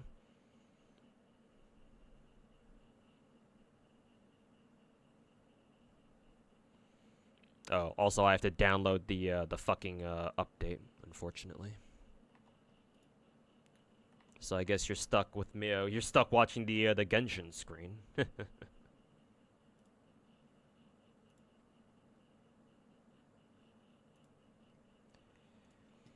Alright. Update downloaded, restart the client.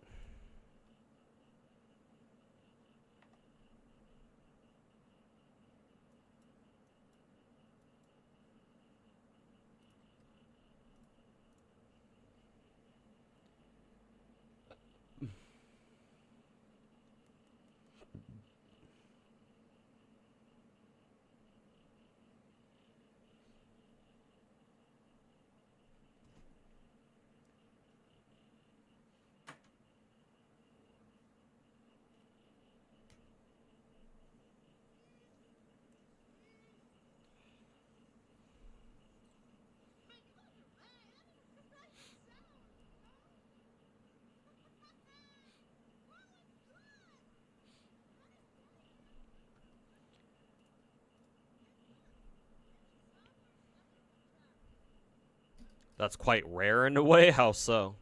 What, just me pulling Erish? I mean, at the very least, that means that Erish is MP6. So if I ever feel like making a, if I ever plan on getting a perfect Erish, that's certainly an option now.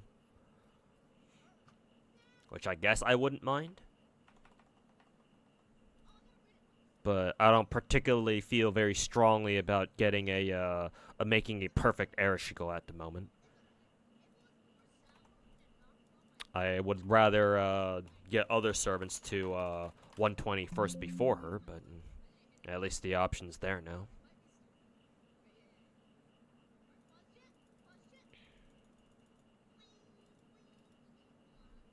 Nice that they actually updated the fucking title screen. Genshin could literally never.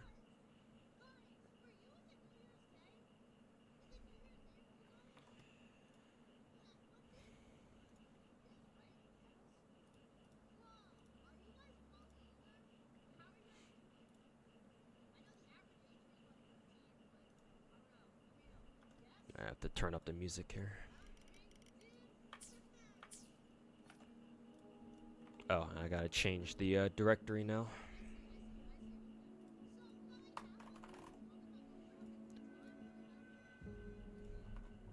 Unfortunately, I don't actually have that many polls. It's a decent amount. It's more than I had for Genshin, at the very least, but... Well, at the very least, I can go to the store, I think, and exchange for... oh, hey, look, there's Jinchi skin. Why the fuck is it so fucking expensive? Holy fucking shit. This is literally a fucking $30 skin? What the fuck? Holy fucking shit, man. And I thought Genshin was stingy with their fucking skin prices. This shit is actually more expensive than Diluc skin without its discount. What the fuck? Kuro game, what the fuck is wrong with you?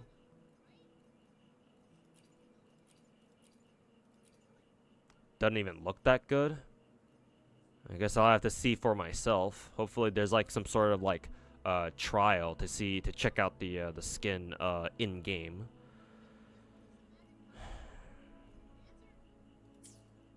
It's like 38 bucks. Yeah, it's fucking expensive. What the fuck? Like, I'm not even kidding. I have Genshin up right now. Let me go check Genshin's Diluc skin. How much that shit costs. Yeah, Diluc skin without its discount costs $24.80. Jinchi skin with its discount. How much does this shit cost again? It costs $26.80. How the f...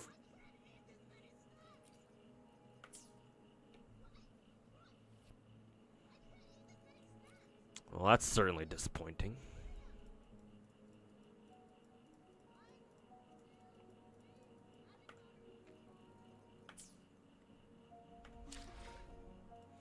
You just notice the please spend responsibly in the corner of the screen. Yeah, I've noticed it since day one, because of course I would. Doesn't mean shit though. Companies don't give a shit about your financial well-being. They just want to make money. Fuck do they care? Oh, you meant the far Romuli? Yeah, I guess so. To be fair, since it was Lancer GSSR, you were only gonna get Lancers there anyway. But still, it's still kind of funny to see.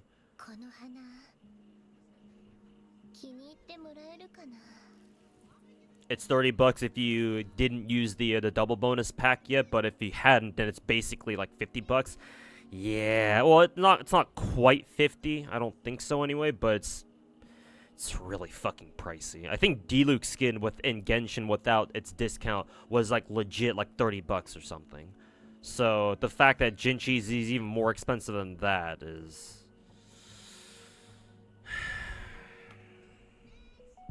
irritating.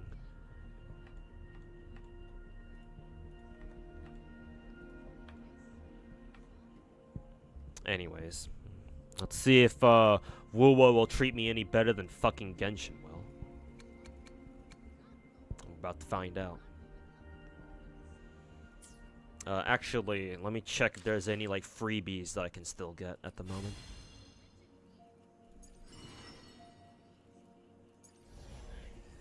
Story shit. What is this? Oh, I guess it's more of these pincer maneuver warrior things. Is this supposed to be like some sort of recurring event? This is the third time we've gotten this fucking event. The free multi, I guess. This is just Jinchi's fucking overpriced fucking skin. Character quest, trial. Tac hologram. Oh, this must be just the new tactical hologram series for Arena Ceta or something. What is this? Oh, this is kind of like the Zenless UI, I think. Okay, whatever, don't care. Store bundles, bro. Why? Please get this fucking ping shit off my fucking screen. Fuck you, Kuro.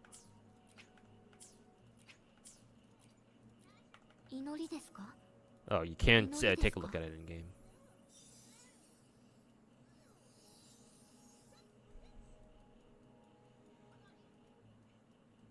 I mean, it looks nice.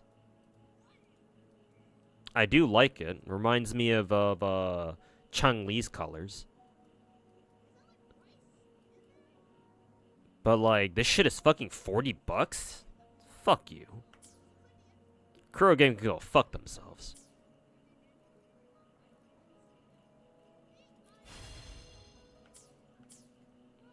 Legit thinking about not even picking it up in the first place. Was actually kind of excited for Jinchi's skin too, considering she's one of my mains for TOA, but I guess not, huh?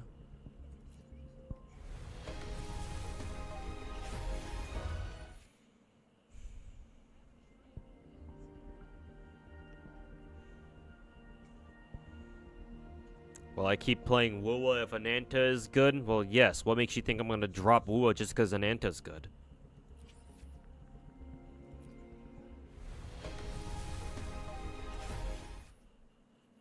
Ow, fuck.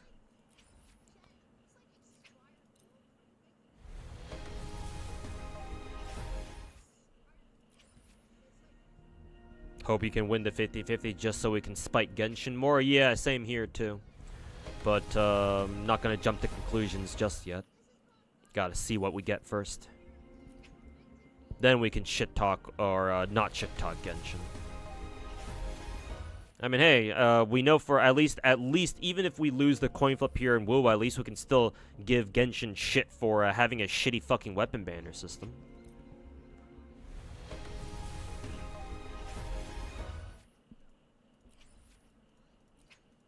So at least we can take comfort in that. There's our gold there. They did do a showcase about that skin. I'm sure they showed it off, but, you know, seeing it in-game for yourself is still pretty important. Alright, let's see if we win that 50-50 or not and give Genshin even more shit. Alright, here it is. Who's the 5-star? That don't look like Carlotta. Get this bitch off my screen. Yeah, New Year's is pretty shit so far. Everybody asking me how good my New Year's is? Well, there's your fucking answer.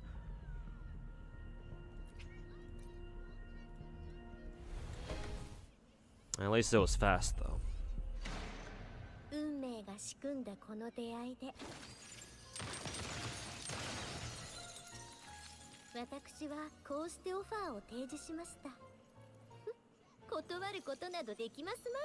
Hey, sup, Roxyf. Welcome back.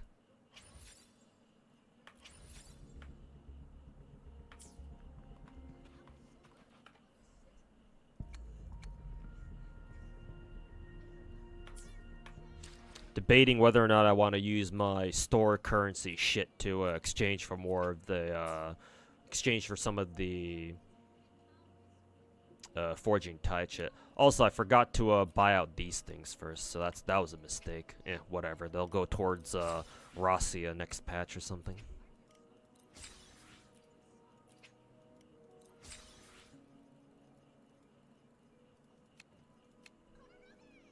Is that kind of what it? Yes, it is. Carlotta, I want to say Carlotta is a big fat walking Tosaka Rin reference. The only significant difference between her and Rin, Carlotta and Rin, is that Carlotta uses guns, but hey, technically speaking, Rin uses finger guns, so.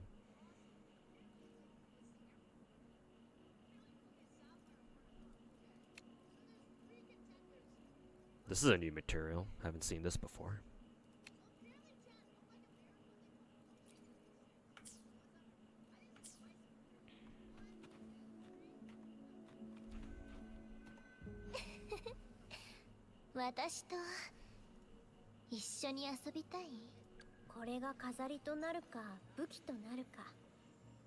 Is that a Zeji rerun? Yes, it is. If you didn't roll her last time, now's your chance. Actually, now I can't. I just realized I can't even level up Carlotta because I don't have this shit. Let me check if the material boxes let us exchange for those. Nah, they don't. That's fucking lame. Yeah, I actually have to go farm for those fucking things. Your pre-farm creds? Yes. I have the I should have all the basic shit like character XP, weapon XP, credits. I have like what 3 million creds right now, shell creds. Yeah. So right now now that I realize I'm gated by the new Rena Sita materials. I was hoping that what is it? These boxes would give me would give me like the monster drop materials that characters need, but I guess that doesn't really apply here. They turned out to be not retroactive, so that's cool.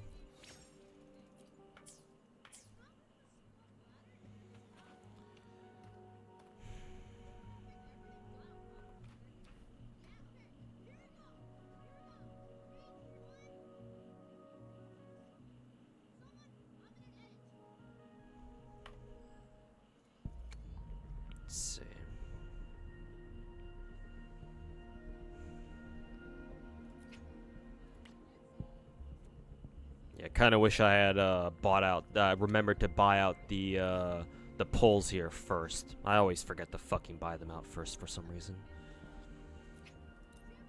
Oh well.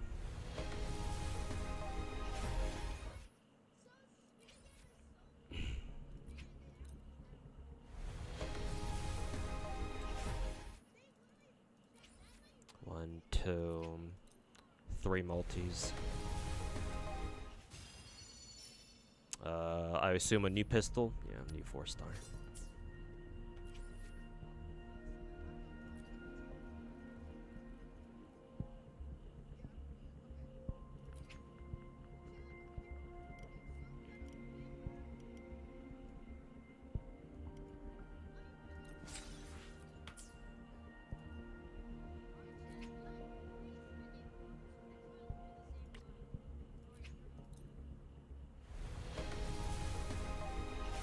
Four multis.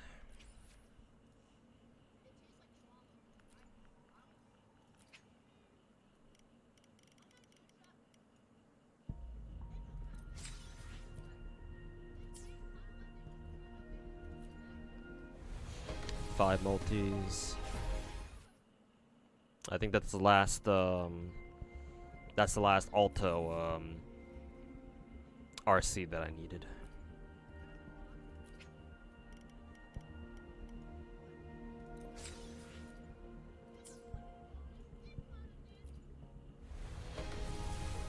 Six multis.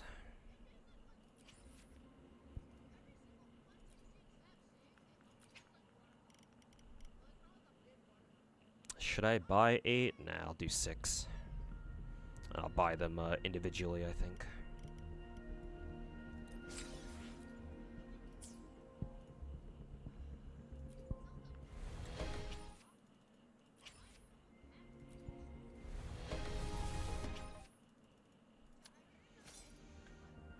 I was kind of hoping that would be variation, but that's fine.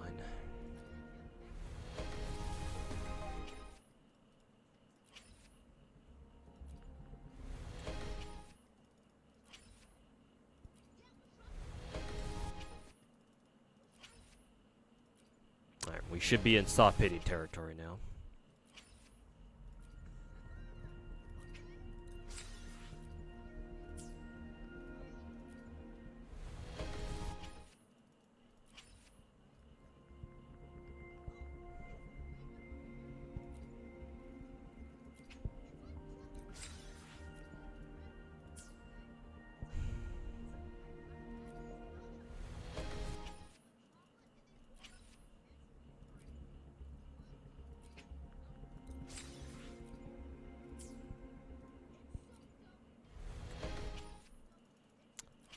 Man, this thing really doesn't want to show up, huh?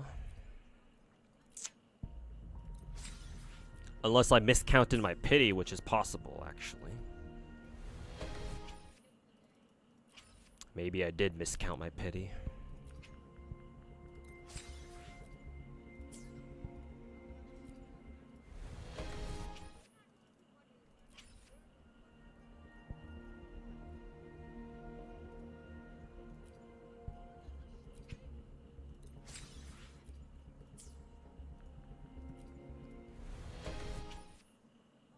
Is new? No, not quite.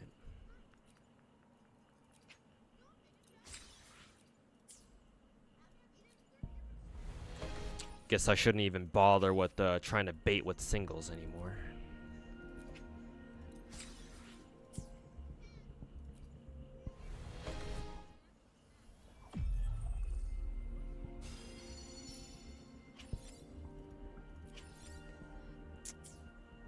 That took long enough. 私といいぜ。今回も損はさせないぞ。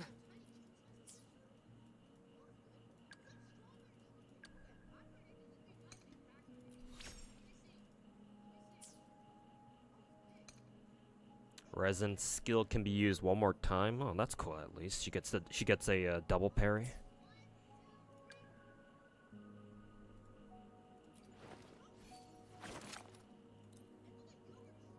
Why does she hold her pistol like that?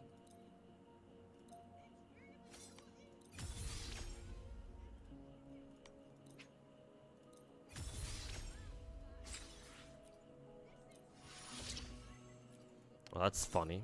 Her gun only needs those ring things.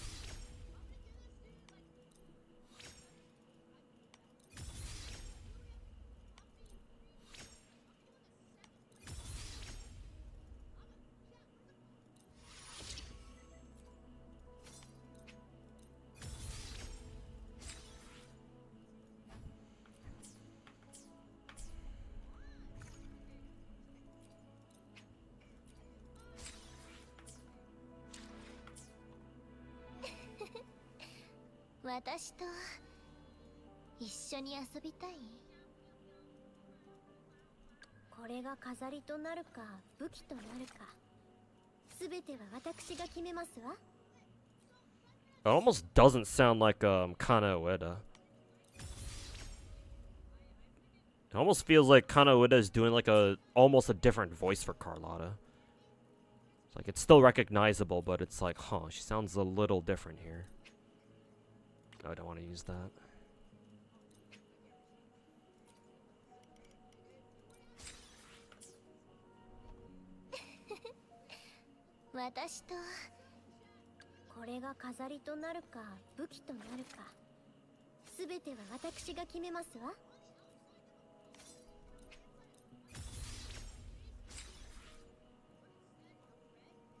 She needs 8.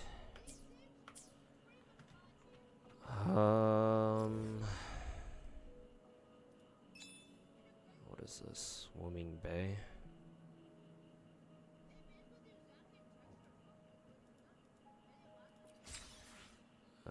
Cool, thanks, I guess.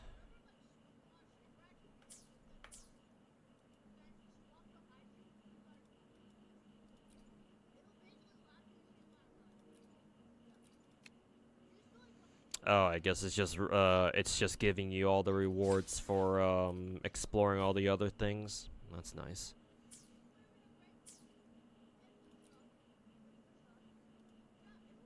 Let's see.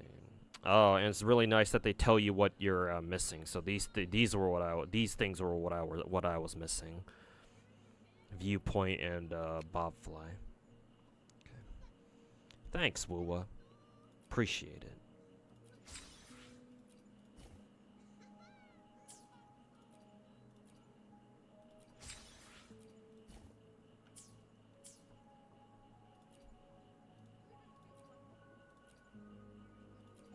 Still don't have Desert Rock Highland finished yet. Let's see. Ah, I'm missing a casket, that's what.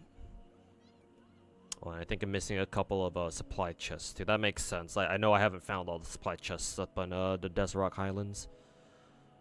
Bobfly, and then a casket somewhere.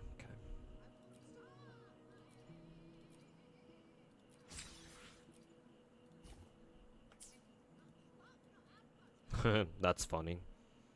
Guishu is technically considered 100%, but I'm still missing a casket somewhere and like 1 or 2 bobflies, I guess.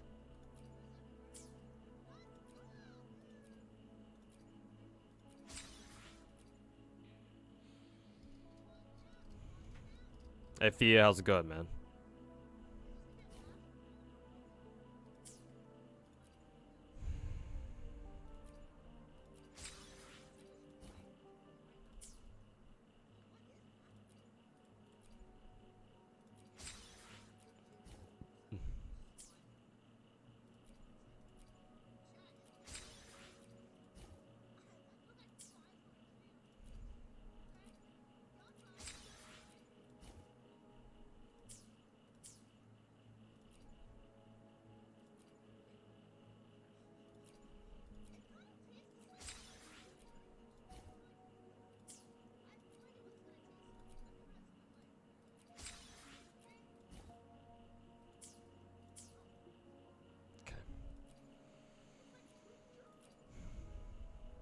And this is Arena Sita. Okay. Hope they improved the treasure compass in which game? Genshin or Wuwa? I assume you're talking about Wuwa. But yeah, hopefully they streamlined it, because yeah, it's good, but it's not perfect. It doesn't find everything on the map for you.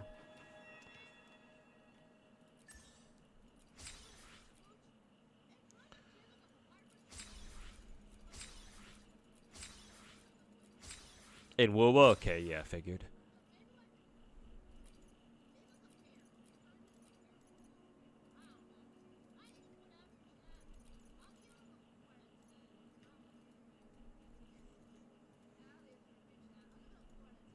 Oh, that's funny. I still have plenty of character training programs to do here.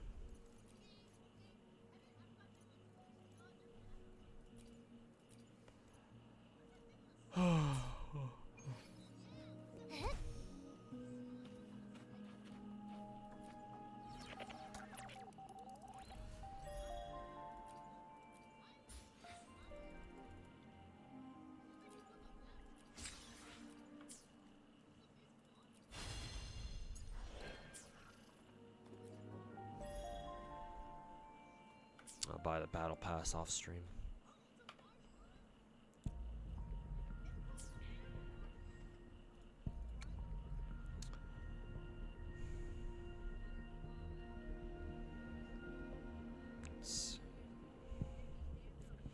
Yeah, still gonna commit to a sword because I'd like to give my Sanhua a Genesis sword as well.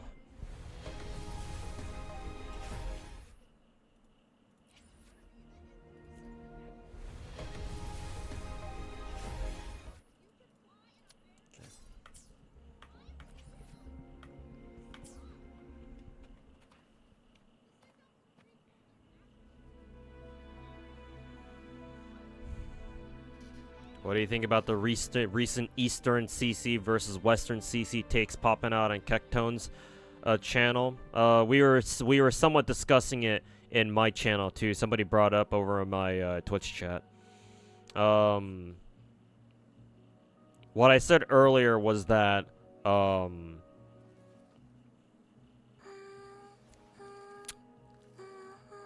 what I said earlier in chat when that discussion popped up the first time was that I think Western gacha content creators are fucking stupid and retarded. In general. There are some content creator gacha CCs that I like watching more than others. So some of whom I would consider to be like actual fellow gacha content creators. None of them quite match up to me though. And that's just not my ego talking. Because I can actually back it up with more than just my ego.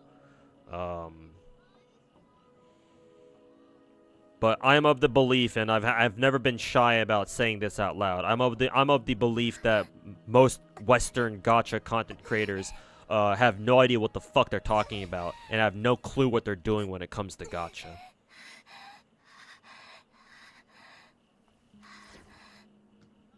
And if anybody wants to try to come to me and dispute that, I'm more than happy to beat them down right here live on the internet.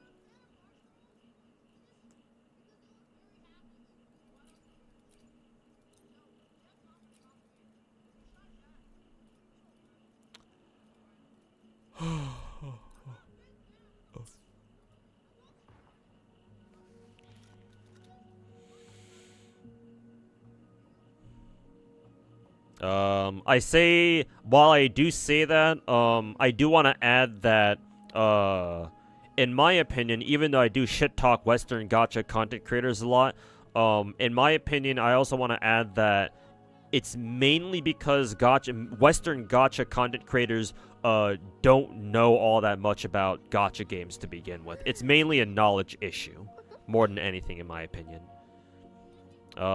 Western gacha content creators, like, they have the potential to put out really good content, and a fair amount of them actually do.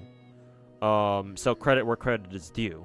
But like the popular streamers and YouTubers and shit, a lot of them have no clue what they're fucking talking about, or they're at best very casual streamers. And or all they play are big name gacha games like Hoyo and Kuro and Wuwa, and that's it. And in my opinion, if those are the only gacha games you play, that I don't consider you to be an actual gacha content creator. Matter of fact, that I don't just apply that to streamers or YouTubers. I apply it to anybody who plays gacha. any gacha player, any random gacha player. If you're the type of person who only plays MiHoYo / Kuro, or any or just the big name gacha games in the that'll come out in the future, like say Ananta or whatever, you don't really know what gachas are like. Your outlook on gacha games is still extremely limited. Or to put it more bluntly, you don't know how cruel gacha games can truly be. I know we bitch about Genshin and MiHoYo being stingy and all that shit these days, but even with those, MiHoYo's gacha games, MiHoYo's big gacha games are still leagues better than what gacha games used to be. Or used to be like, I should say.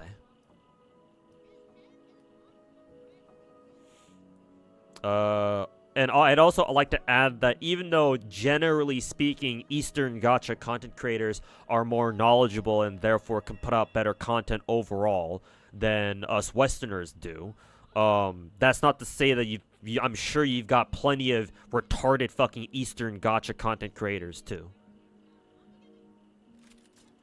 I'm sure there's plenty of fucking boneheaded, fucking retarded ass, autistic Eastern streamers and YouTubers out there putting out dog shit takes and content on their channels too, whether it be on Bilibili or whatever. Stupidity is definitely not a regional thing. We're all human. We're all fucking retarded in some ways. Some more than others.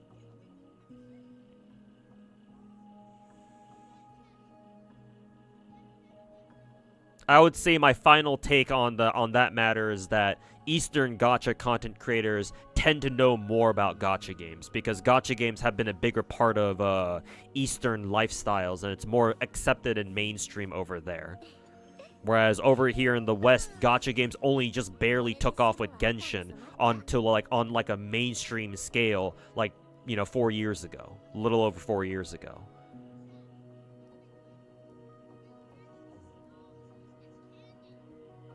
And not to mention, most Westerners are only really familiar with Genshin and like Genshin-inspired gachas as like their main or even their only exposure to gacha games. Which is why we get videos like, oh, that one video that somebody made about how they think Zenless's story is peak story writing in gacha. Like, no, it's not.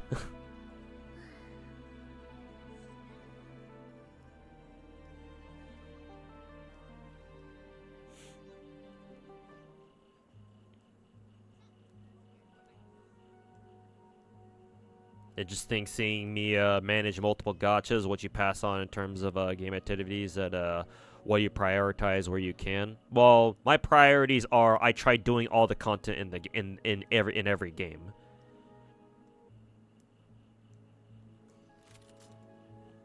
Really, the only thing I have to consciously leave behind is reading gacha stories, because those are pretty time-consuming.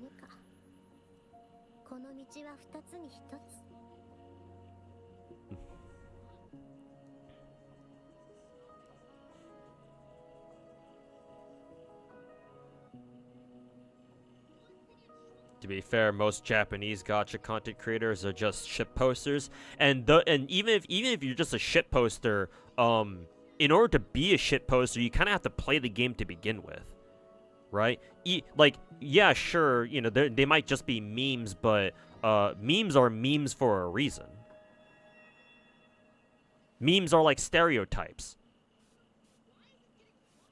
Like, they have to be based in reality somewhat, or if you want to put it another way, they're just basically exaggerated takes on what people see coming out of, like, media. And so that's why we have memes. Because they're funny. They're funny, exaggerated caricatures of what we see in, video games, movies, all sorts of media. So for you to be a shit poster, you kind of have to know about what's going on in the games.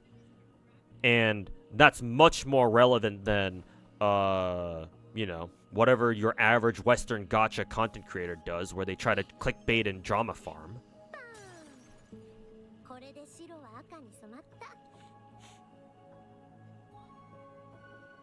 So I actually respect shit posters more than I do the average Western gacha content creator, to be honest. Because at least with shit posters, they're not trying to, they're not necessarily trying to make a name for themselves. They're just trying to do, they're just making funny videos, and that's it. They just want to share them with their communities. Because, you know, haha, racist momoi funny.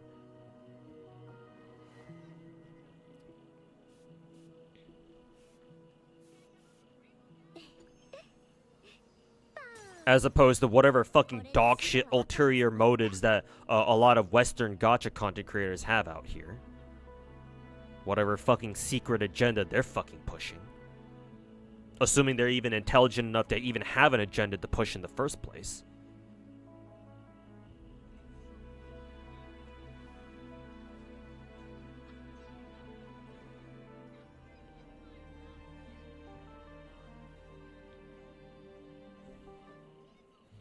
Shitposters contribute more to the community unironically. On average, I would say so. I would agree, yes. Like I've said before, and I'll say this however many times I need to, having a big casual audience is very important for the health of a game. Whether it be a gacha game or just live service games in general. Or maybe you could just extend that to all games in general, whether they're offline or live service. If you want to have a healthy, vibrant online community for a video game, or just, I suppose we could even go even further and just extend it to any sort of media. You have to have a sizable casual audience. Like casuals are important too because they help promote your game for free. Like, why do you think Genshin Impact is so fucking popular? Right? It's because it has a huge fucking casual fan base. And while they're not whenever they're not playing the game itself, they're out there, you know, producing all sorts of content, offline content for Genshin, whether it be, you know, drawing a fan art, or drawing comics, or drawing manga, or, you know, doing 4-comas to post on Twitter or something, making fan cams,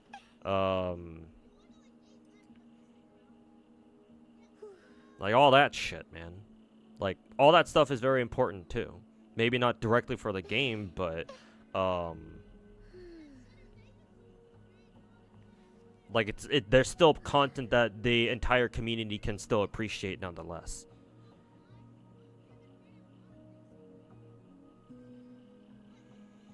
You haven't seen the weird Izuna tongue meme then? Oh yeah, I know about that one. That one's a little bit more obscure. It's definitely more... Racist Momoi is very straightforward. And it's a very Western-friendly meme.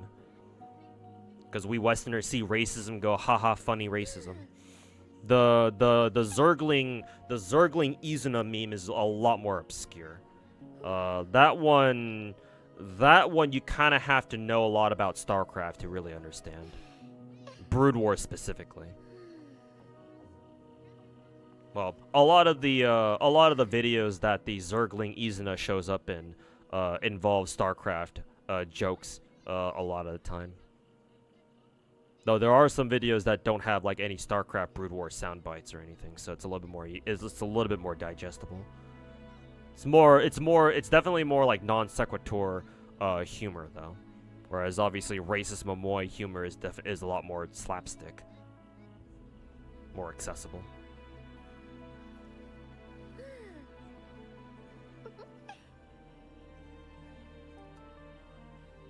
Also, it's just one guy doing it too.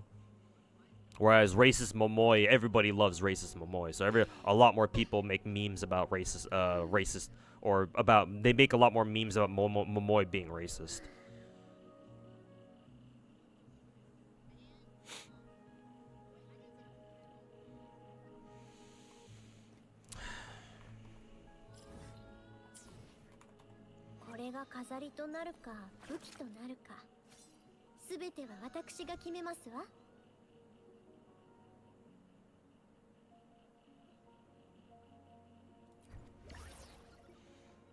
Yeah, right. We can we have access to the synthesizer wherever we want or whenever we want. How nice. Oh, nice. We can actually convert some of our shit into this stuff too. Very cool.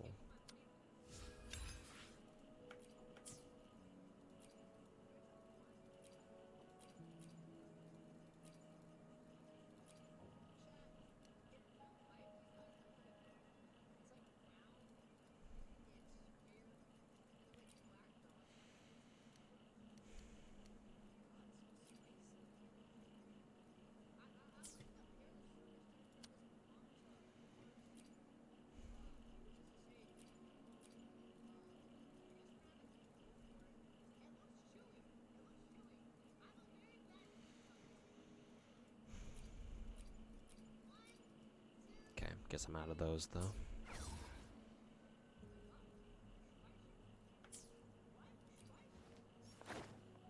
愉快な拒むことができない力。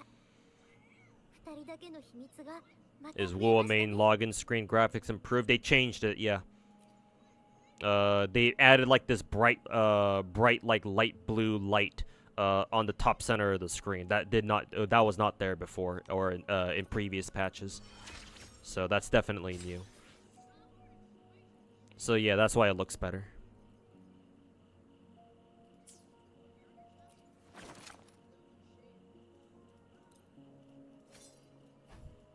Guess it's time to go farm these. Forgery challenge. Abyss of Confession? Is this like a new one? Yeah, it is. Excuse me. What does the map look like? It'll even look like right now. Arena Seats is all the way down here.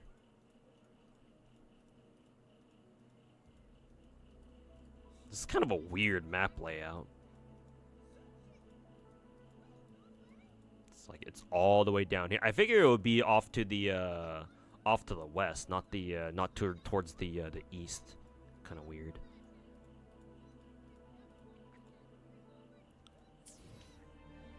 これが飾りとなるか武器となるかすべては私が決めますわ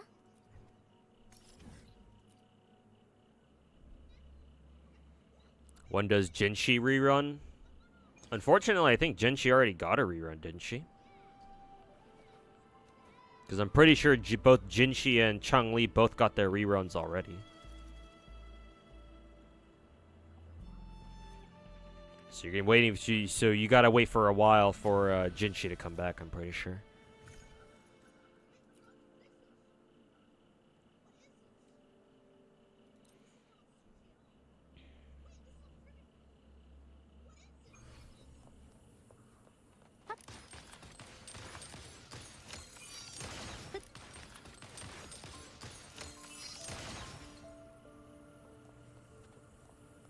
How quick are Zenless endgame dailies, especially versus Genshin and Star Rail?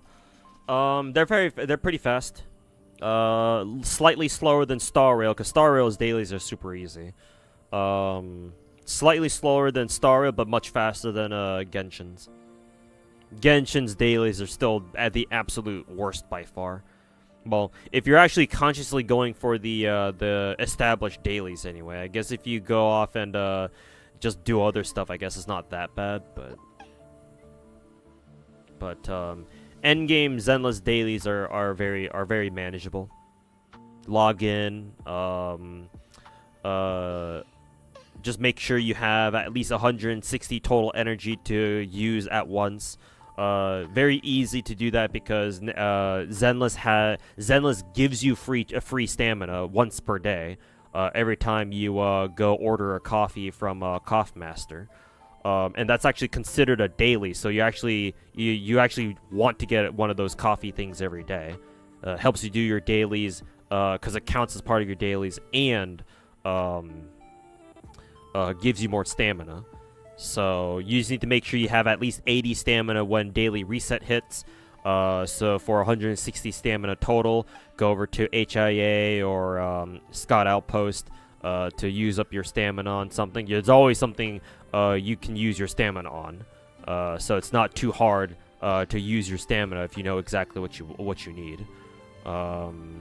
Yeah, do like 1 or 2 runs of like, you know, material farming or disc drive farming, and you're good to go. Do your video counter store thing once a day. Talk to the doggo. Get your scratch card. Yeah, it's all very easy. Again, not as simple as Star Rails, but only barely so. And still much better than whatever the fuck Genshin makes you do.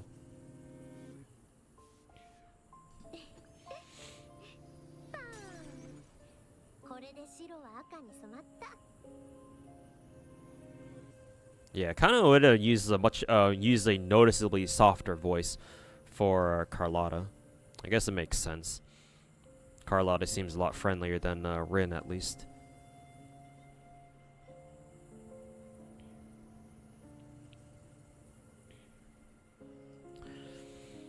Try getting back into Star Rail, immediately gave up because you can't clear MOC 12. You have a day 1 account, spent a good amount of money, but you could say it's your fault because you didn't roll for some of the meta units, but fuck that. Yeah, Star Rail definitely works off of a did you roll the last recent character bias. I would still say if you just because you can't clear MOC 12 doesn't mean you should quit Star Rail altogether. I mean, it sucks that you're gonna miss out on some Stellar Jades, but hey, the fact that you're still able to clear all the way up to MOC 12, so that means you clear the first 11 floors with what? No new, like, super new characters. That's still very impressive in and of itself.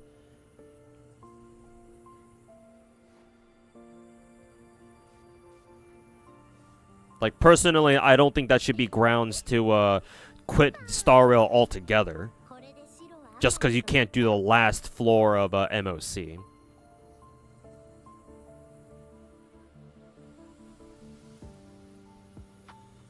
Matter of fact, I'm pretty sure MOC 11 this cycle is actually harder than MOC 12 according to most people, because adventuring is such a bitch to deal with.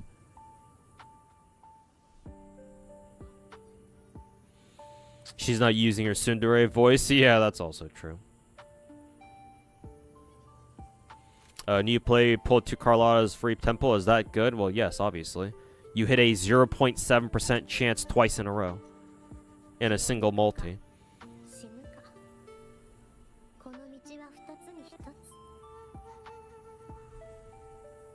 Her panties have the same level as her skirt?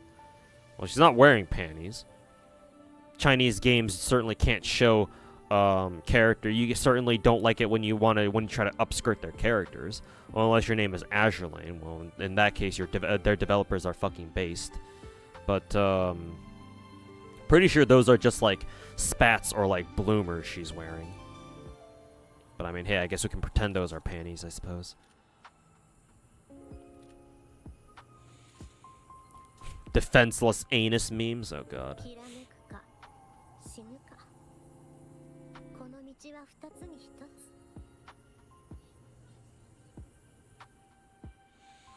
Not clearing MOC feels like you're not completing the game. And that's something that players have to get over. It's one thing if you're like keeping up with the game and you still can't do MOC 12, in which case, like, either that's a skill issue or like there's something going on there. But like instead in this dude's case, the guy I was talking to in my Twitch chat who said that he tried coming back to Star Rail, but he's discouraged. He feels discouraged from keeping up with it because he can't clear MOC 12 yet.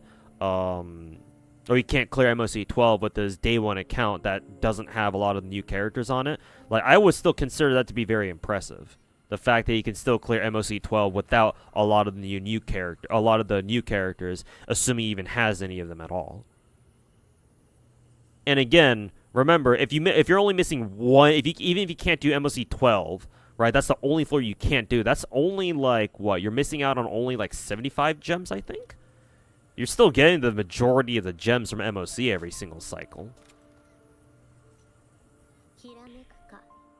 That's still a solid, I don't know, 700 or so. 700 plus Stellar Jades you're still getting every single MOC cycle.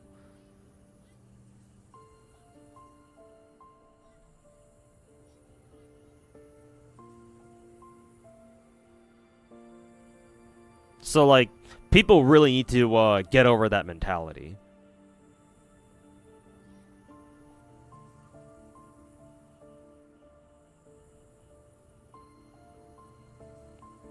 Like there's no shame in giving up on like or recognizing that you can't fully clear an endgame mode. Remember, gacha endgame modes are all fucking bullshit.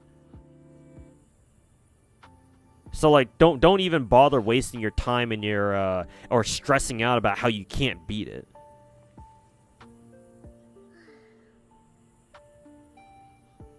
It's like it's just not worth your time, bros.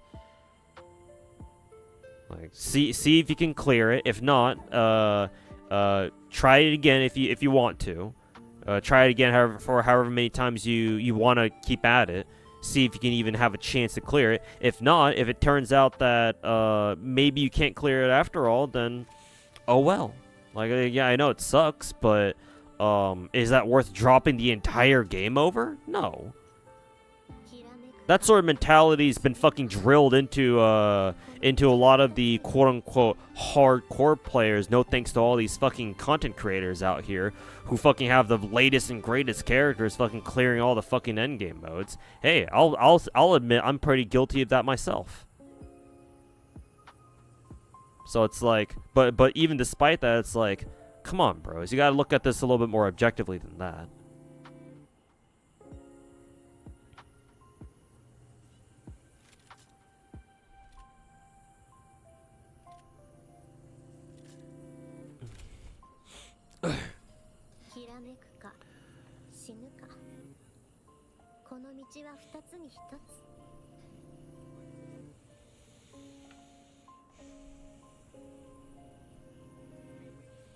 Only part you don't like about Wu is the parry.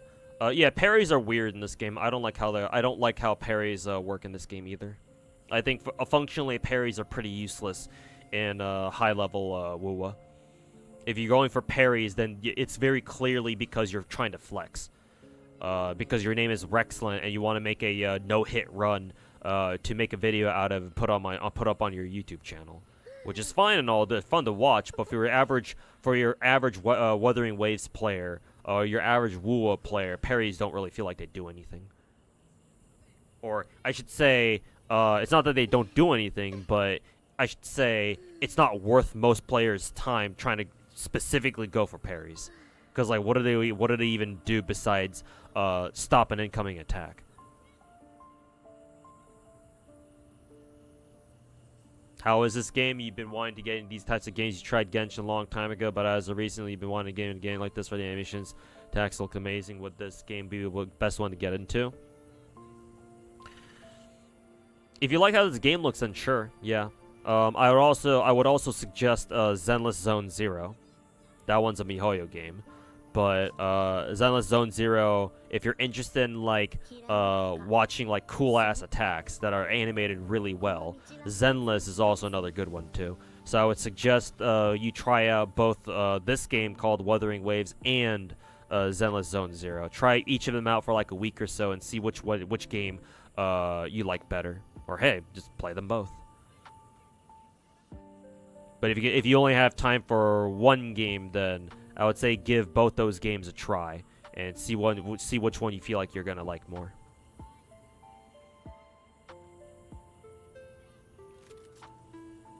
As for how this game is, yeah, this game's good. It's a good gacha game.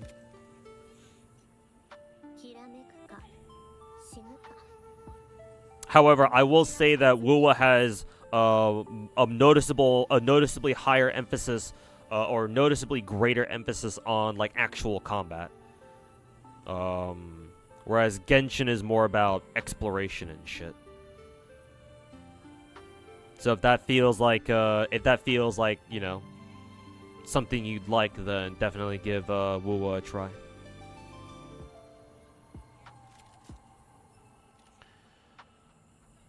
Yes, it also has a skip button too. Or can you download it just off the main Wuwa site? Just go type into Google Wuthering Waves, and it should be the first link that shows up. You can just download their launch launcher. And you'll be able to install it through the launcher that way.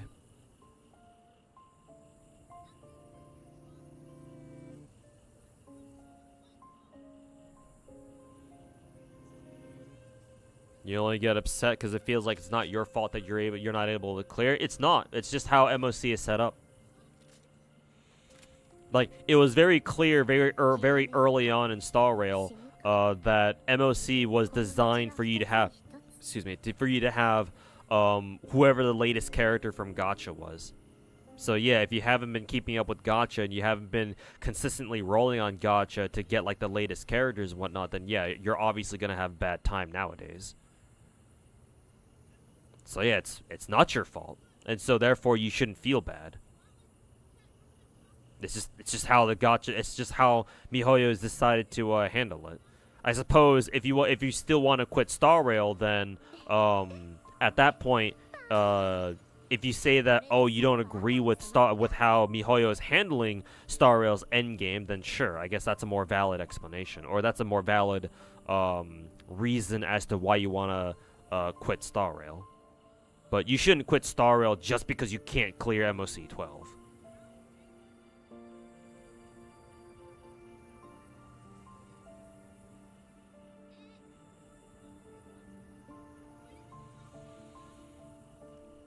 Carlotta looks so good you have to say it twice. Hey Tyrare, how's it going, man?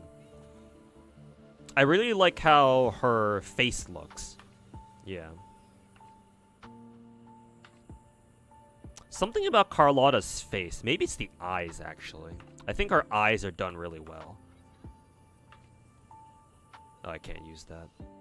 I think Carlotta's eyes are much bigger and they're a lot easier to see. I think with previous Wuwa character models, I think their eyes weren't nearly as big. Like if you compare her eyes to Shorekeeper's, Shorekeeper's eyes are like narrower, I think, and they're overall smaller, whereas Carlotta, very easy to see her eyes. Oh, this comes down to the eyes, I guess. Is Changli normally blindfolded? No. If she's blindfolded, that means she's in like a stance. Normally, she's not blindfolded. Normal Changli doesn't have a blindfold, and she's wearing like a coat / jacket sort of thing. She doesn't have it on right now, of course, because again, she's in her stance mode. But yeah, no, she's not supposed to have a blindfold on, or not by default.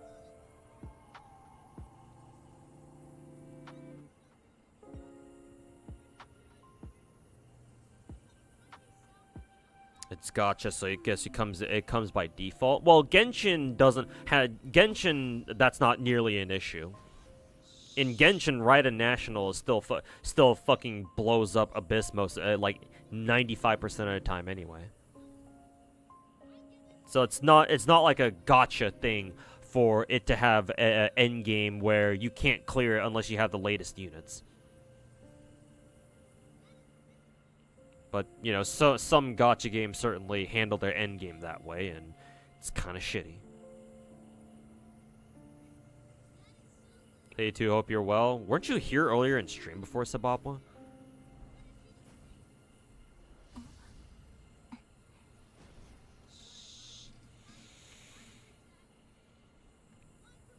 Is when she's got a full circuit bar. Oh, okay, I see. Yeah, when she can do her big ass heavy attack.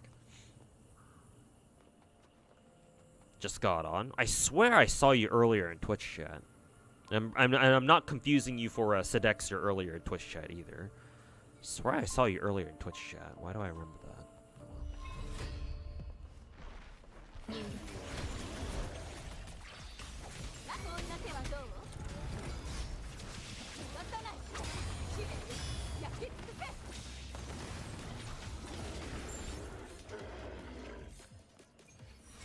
Just redeem just one copy of that. Didn't get budget Rin, time to drop Wuwa. Hey, hold your horses, Zara. Hold your fucking horses.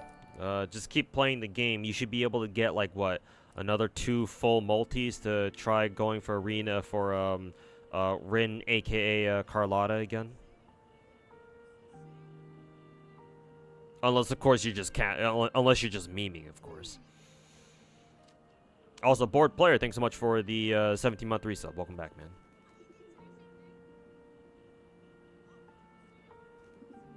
Yeah, this is what Changli normally looks like. No blindfold, and she's got that black cloth. She's got black detached sleeves on her arms, and then I don't even know what you would call this. Like the black half coat she's wearing around her I guess around her torso, behind her torso, there, like right there. I just realized Changli wears a lot of fucking belts though. Belts on belts on belts on belts.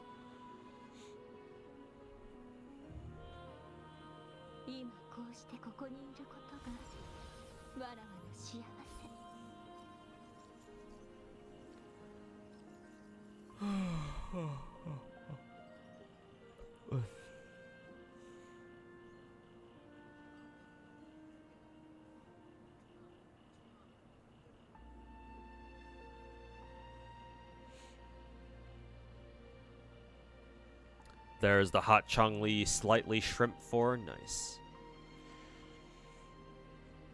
Yeah. Changli is still definitely my favorite character in the game for obvious reasons.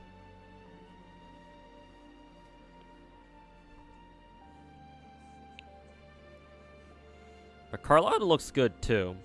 A pink and white, or that's not even pink. It's a magenta. I really like magenta, so that's why Carlotta looks real nice to me. But magenta and white is a very unique color scheme, in my opinion.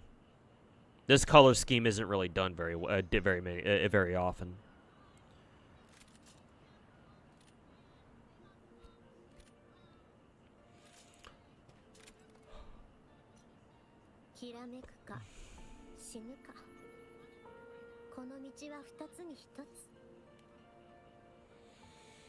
Rover still hotter than any MC or any Hoyo MC. Yeah. Agreed. I would say Lumen might get if Lumen gets. I've seen fan art of Lumen with long hair. If that's the case, then I actually prefer Lumen because I just love long hair more so than short hair. But with their default hairstyles, I give the edge to Rover.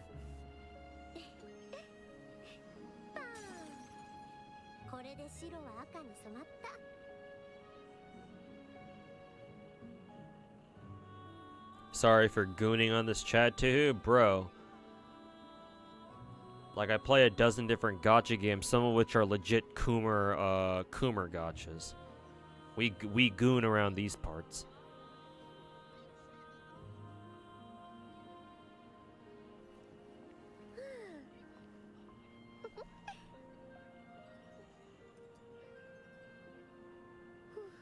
Like, the number one reason, I keep saying the number one reason why people should play gacha games is so that you can goon over your favorite waifu or husbando. So it's like, we're all gooners here by default. That's how gacha games should be played. Roll for your favorite character and fucking goon out of your fucking mind over them. Because what else are you playing these fucking games for?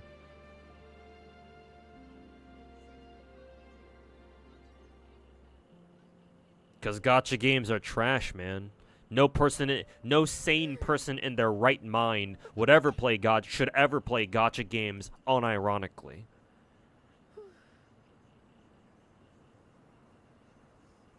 And for those of us who play gacha games unironically,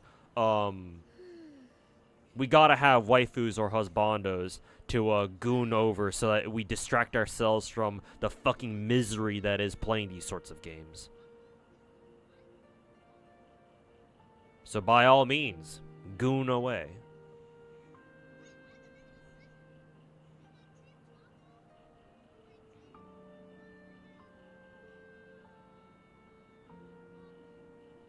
That feeling when you had to think for a good 2 seconds or a good 2 minutes whether you were looking at Genshin or Wuwa.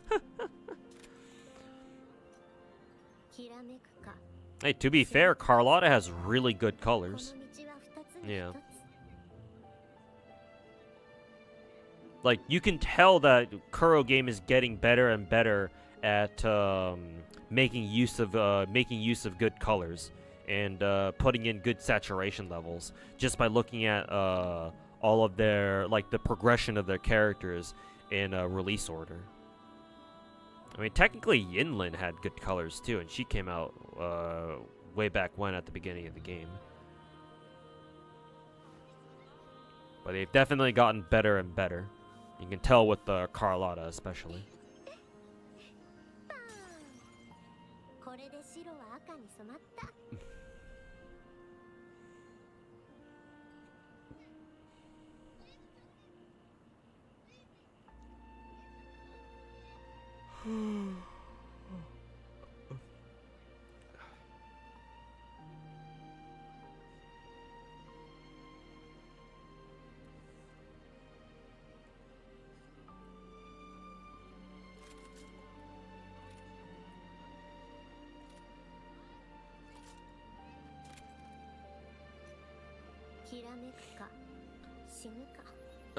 Anyways, chat.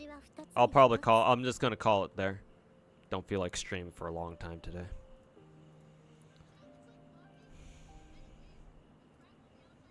I'm tired.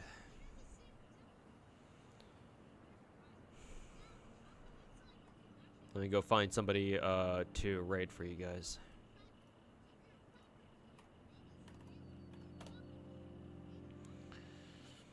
I know Genazot should be streaming.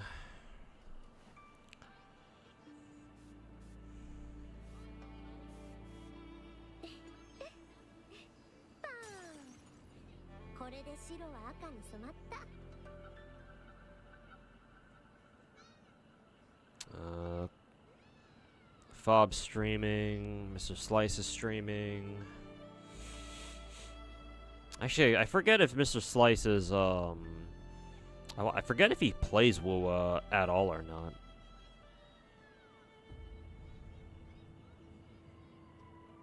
Oh, Rexlant's streaming. I'll go raid him. I don't usually get to raid Mr. Rex. So I'll set a raid for him.